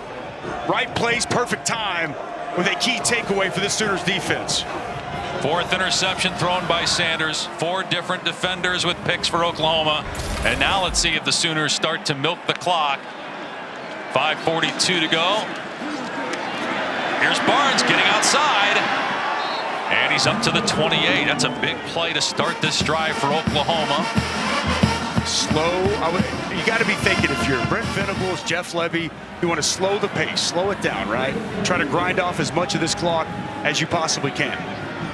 Oklahoma State 3 times inside the 25-yard line where they've come away with nothing. 2 interceptions and a turnover on downs in this game. If Oklahoma ends up winning and they're finally taking time off the clock, this game was won in the first quarter. Yeah, you're exactly right. It must have hurt us, guys. 2nd and 3. Gray trying to cut it back. And they blow it dead. He's short. Coming in is Sione Ossie afterwards there with a big hit to make sure he didn't stretch the ball out, get the first down. It'll be 3rd and 1. Oklahoma's still searching for a first down. When was the last time they got one? They go a little bit quicker here, and Barnes cut down. I think he's short at the 29.5-yard line. They went up there to try to snap it quickly, and they did not get the first down. Benson with a good tackle. Oklahoma State has called their first charge timeout of the second half, 30 seconds in length. Ruling on the field as the runner was short of the line to gain. So it's going to be fourth down. Oklahoma State uses a timeout, 2 remaining. Let's go to Kevin. Dave, our Week 12 late window after South Carolina knocked off number 5 Tennessee. We've got a good one in the Pac-12. Right now, Oregon up 7-3 against Utah at home. ESPN2, number 6 LSU up 28-10 against UAB. ACC Network, Wake Forest 45, Syracuse 28 in the fourth quarter. Back to you. All right, Kevin thought that interception might do it, but it's another drive of just about a minute for Oklahoma, and they have to punt. And they quick snap there before that third down, trying to catch him off balance. To see, great job by Benson. Coming in low, taking out the legs of Eric Gray. It sure looks like he was definitely short of that line to gain. The last time Oklahoma's had a first down in this game, 9:33 left in the third quarter. Wow, what a turnaround for Derek Mason and his defense. Again, they got a secret weapon with Michael Turk here, though, the punter, who's been brilliant all day. Hammers another one. This one, though, lands out of bounds. The question is, where did it cross? Probably around the 25. The official still moving, now stops at the 27-yard line. So 73 yards away for Oklahoma State to, again, still have a shot. 4:24 left. They had to use a timeout. They have 2 remaining. They would love to save those 2 timeouts if they were to score, to have them in case they don't recover an onside kick and need to use them on defense. If you're Oklahoma, do you come after Spencer Sanders? Get them behind the chains, Dusty. I think they do. Try to create a negative play. Yep. I think at least spy on. They're going to sit back and play coverage, Joe. It's going to be a 4-man rush. Quick throw behind the receiver. Incomplete. Going for Langston Anderson. And Washington and White over there for Oklahoma. Just try to keep as much as you can in front of you, because even though Oklahoma continues to give the ball back at a rapid rate, time is on your side. I mean, 2 touchdowns and a 2-point conversion lead here. Last thing you want to do is dial up something, let somebody slip off in single coverage, and give up some big chunk explosive play. 4:20 remaining. Oklahoma State down 15. Sanders to throw. Pressure in his face. Sanders hit. And down he goes inside the 15. Jalen Redmond, who got injured earlier, back out there. And it's a loss of about 12 on the play. And it's only a 3-man rush inside. Watch him just get up the field through the A-gap and rip hard. Guard doesn't come down, and it's a massive sack for Jalen Redmond. Excellent job getting off the football and getting into his pass rush move immediately on the center, Preston Wilson. Huge play. 5th sack for Oklahoma. 3rd down and 22. Inside 4 minutes to go. They bring pressure. Sanders steps up, sacked again at the 10, this time by Deshaun White. A loss of another 5, and it's going to be 4th down and about 27 to go, and they have to go for it. Deshaun White coming off the side, and it's going to be another zone pressure, just a 4-man rush. We see Stripling get pressure, Deshaun White get it down, and I'm a bit. I don't understand. Why is Oklahoma State punting? I don't know. There's 3 minutes to go. You're down 2 scores. I understand it's 4th and 26, but you may not get the ball back for 1 possession. Yeah, this is a tough one to wrap your head around. You're banking on getting 2 possessions with 2 timeouts and 3 minutes to go. And every second counts. Go touch the ball. It's not about the yardage at that point. Go touch the ball. Save 5 to 10 seconds. It's all about the clock at this point. Now you got 2:48. And you somehow going to have the ball twice again. A chance for Oklahoma. Take some time off the clock here. 2 first downs might win the game. Problem is they haven't been able to get 1. Haven't since the 9:33 mark in the third quarter, Tom. It's exactly right. And obviously, Oklahoma State's got the 2 timeouts left. That statistic right there, that's wild. Talking as we came on today, Dillon Gabriel, needed to win this game for Oklahoma. It looked like he was early. Direct snap to Gray, trying to get outside. He's grounded at the 39, so it's a gain of 2. Oklahoma State electing not to use its timeouts here. Lob 2 with the tackle, and if you're Oklahoma, again, don't snap it till 2:04 on the game clock. We had said that the last several series, and it hadn't happened. Be absolutely shocking if that wasn't the case here.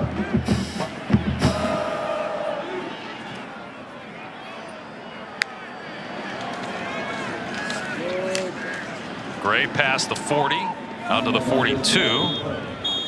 And now, Oklahoma State thinking about it and will use the timeout, so 1 remaining. Oklahoma State has called their second charge timeout of the second down and just throwing it downfield, maybe you get a pass interference, get a penalty, get a fresh set of downs.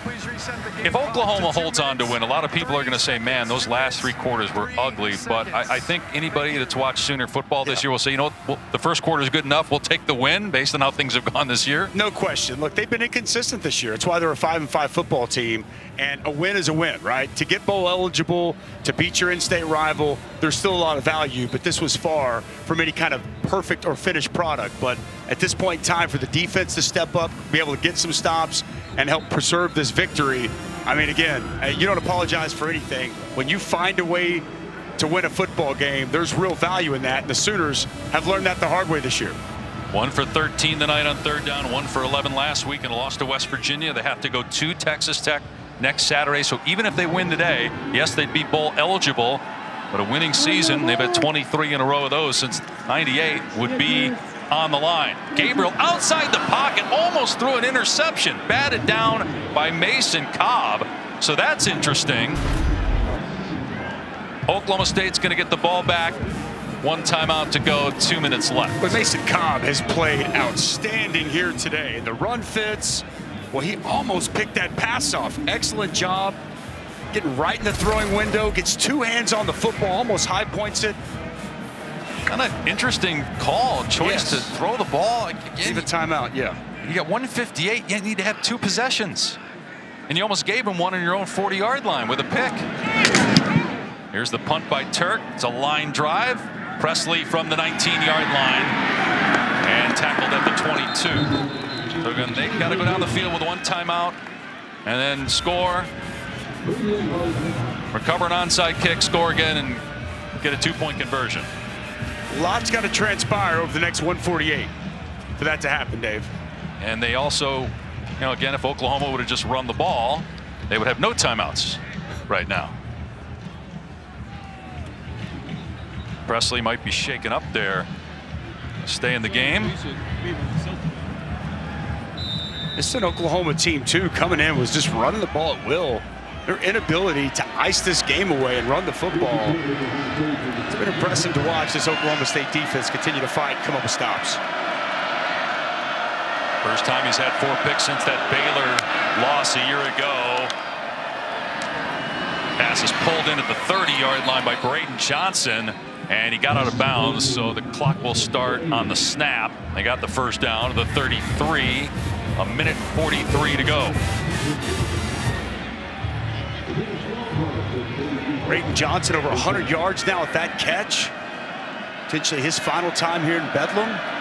He stepped up really big for this team tonight. Sanders again gets rid of it quickly. John Paul Richardson fighting, trying to get the first down. Should have it at the 44. That'll stop the clock for a moment till they reset the chains. I'm sure the reason Mike Gundy didn't go for it earlier on 4th down was because if you don't get it, you give Oklahoma points. Yeah, game's over. So he's hoping that they can score quickly, still get an onside kick here. You're in a terrible spot either way. Sure. All right, I mean, with 4th and 26, that's far from a layup.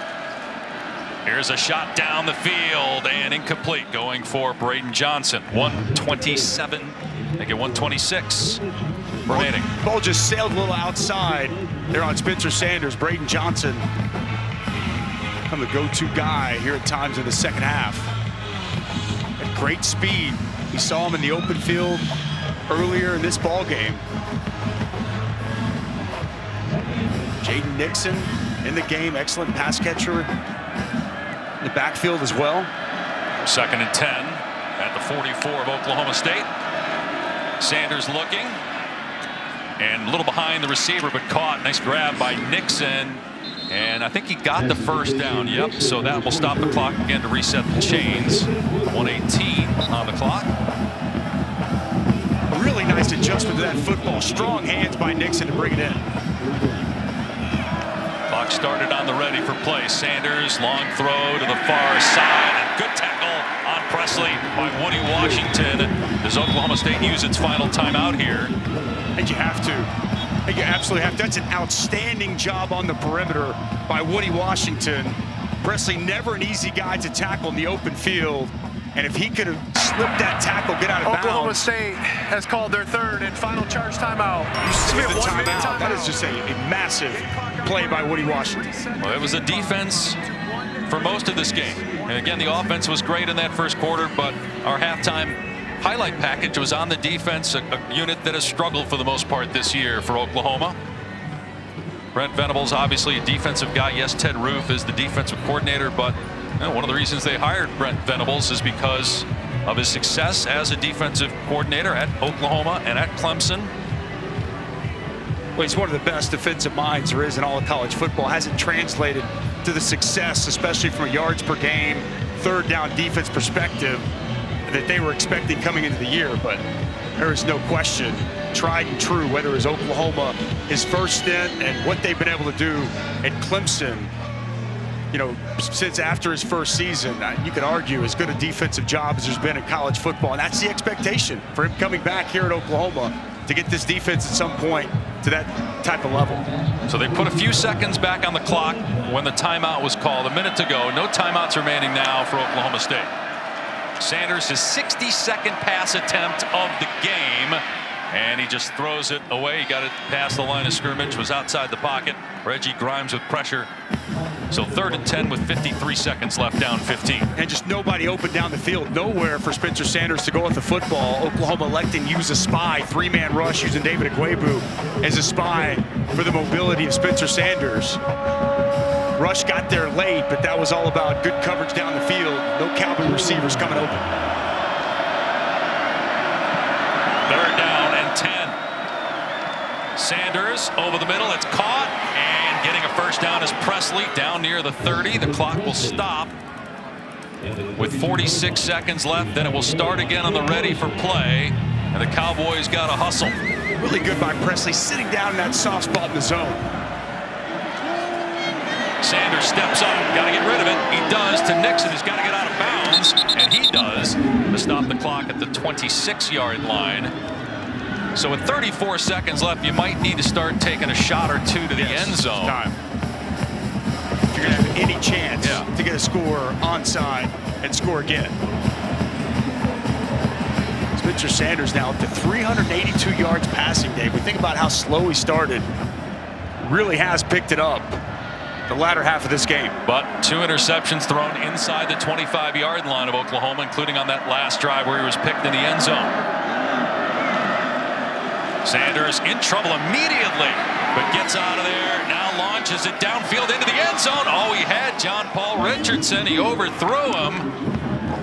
I get it, tough pass on the move like that. Now the clock's at 26 seconds remaining. And Oklahoma's been sitting back, just playing a bunch of zone coverage. Now they dial it up, they bring some pressure. Grimes comes clean, but as he does so well, Spencer Sanders gets outside the pocket, unable to locate Richardson in the end zone. 3rd down and 5, 26 seconds left for Oklahoma State and no timeouts. Down 2 scores. Sanders sideline overthrows Nixon. 21 seconds to go. 4th down and 5. Tried to hit Nixon on the wheel route. Well defended. Safety over the top. Linebacker picks him up out of the backfield. You're in a little dilemma here, Dusty. You only have 21 seconds left. You want to get the first down, but then how many more plays do you actually have in the game? Running out of time, Dave Pash. They're running out of time. So do you get something quick to the sideline, get the first down, take off 5 seconds, and then every shot after that is to the end zone and hope you catch one. And then maybe have time if you can recover an onside kick. Sanders looking, and it's knocked away. Incomplete. No flags down. Finally, Oklahoma can exhale.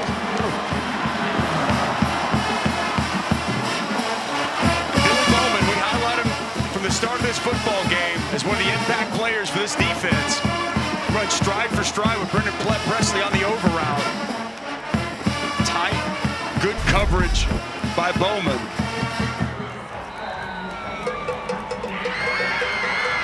Can't ask for much more, and that's good on good. Bowman, one of the best defenders on this defense, and Brendan Presley, seeing how crucial he is.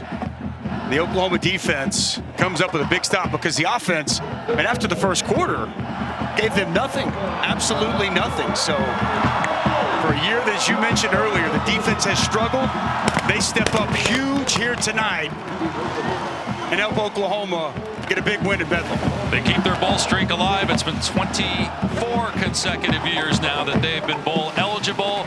And if they can beat Texas Tech, they will secure their 24th consecutive winning season. That is in Lubbock next week. It's been a rough year for Brent Venables and company, but they won Bedlam. Final score 28-13. I think Luke's got drenched too. He's there with Coach Venables. Yeah, guys, we both got it. A big victory here for Coach. Hey, listen, not the last 3 quarters you wanted, but you'll take the result. How would you describe this game? Well, it was, I'm not sure exactly how I would describe it other than I thought the defense was outstanding, man, from beginning to end. Really proud of all the guys. First half was really, really good. And second half, kind of a Jekyll and Hyde with offense and the defense. But winning's tough. And these guys, what they've been through this season, what I love about them is their willingness to fight for each other, sacrifice, continue to believe, continue to go to work. Oklahoma State is a team that, played in the Big 12 championship a year ago. There's a lot at stake this week. That's what I know. They're giving out a trophy. State championship is one of our goals. And for our guys to be able to walk into that locker room with a win, that's what it's all about.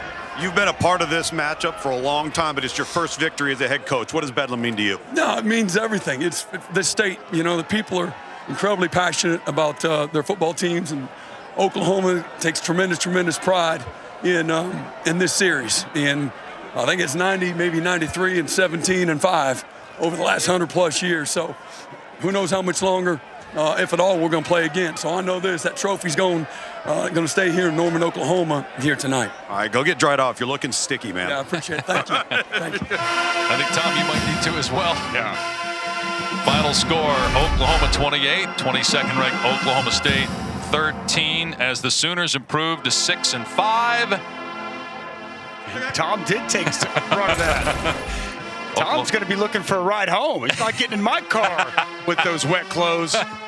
Oklahoma 3-5 in league play, 6-5 overall. Oklahoma State drops to 7-4 and 4-4 in conference action after a 5-0 start. Each team with 1 game remaining. And with all those new teams coming in the Big 12 next year, who knows if we'll even see Bedlam in 2023. For Dusty Dvorak, Tom Luganville, I'm Dave Pash. So long from Norman. Stay tuned for your local news coming up on most of these ABC stations. Monday.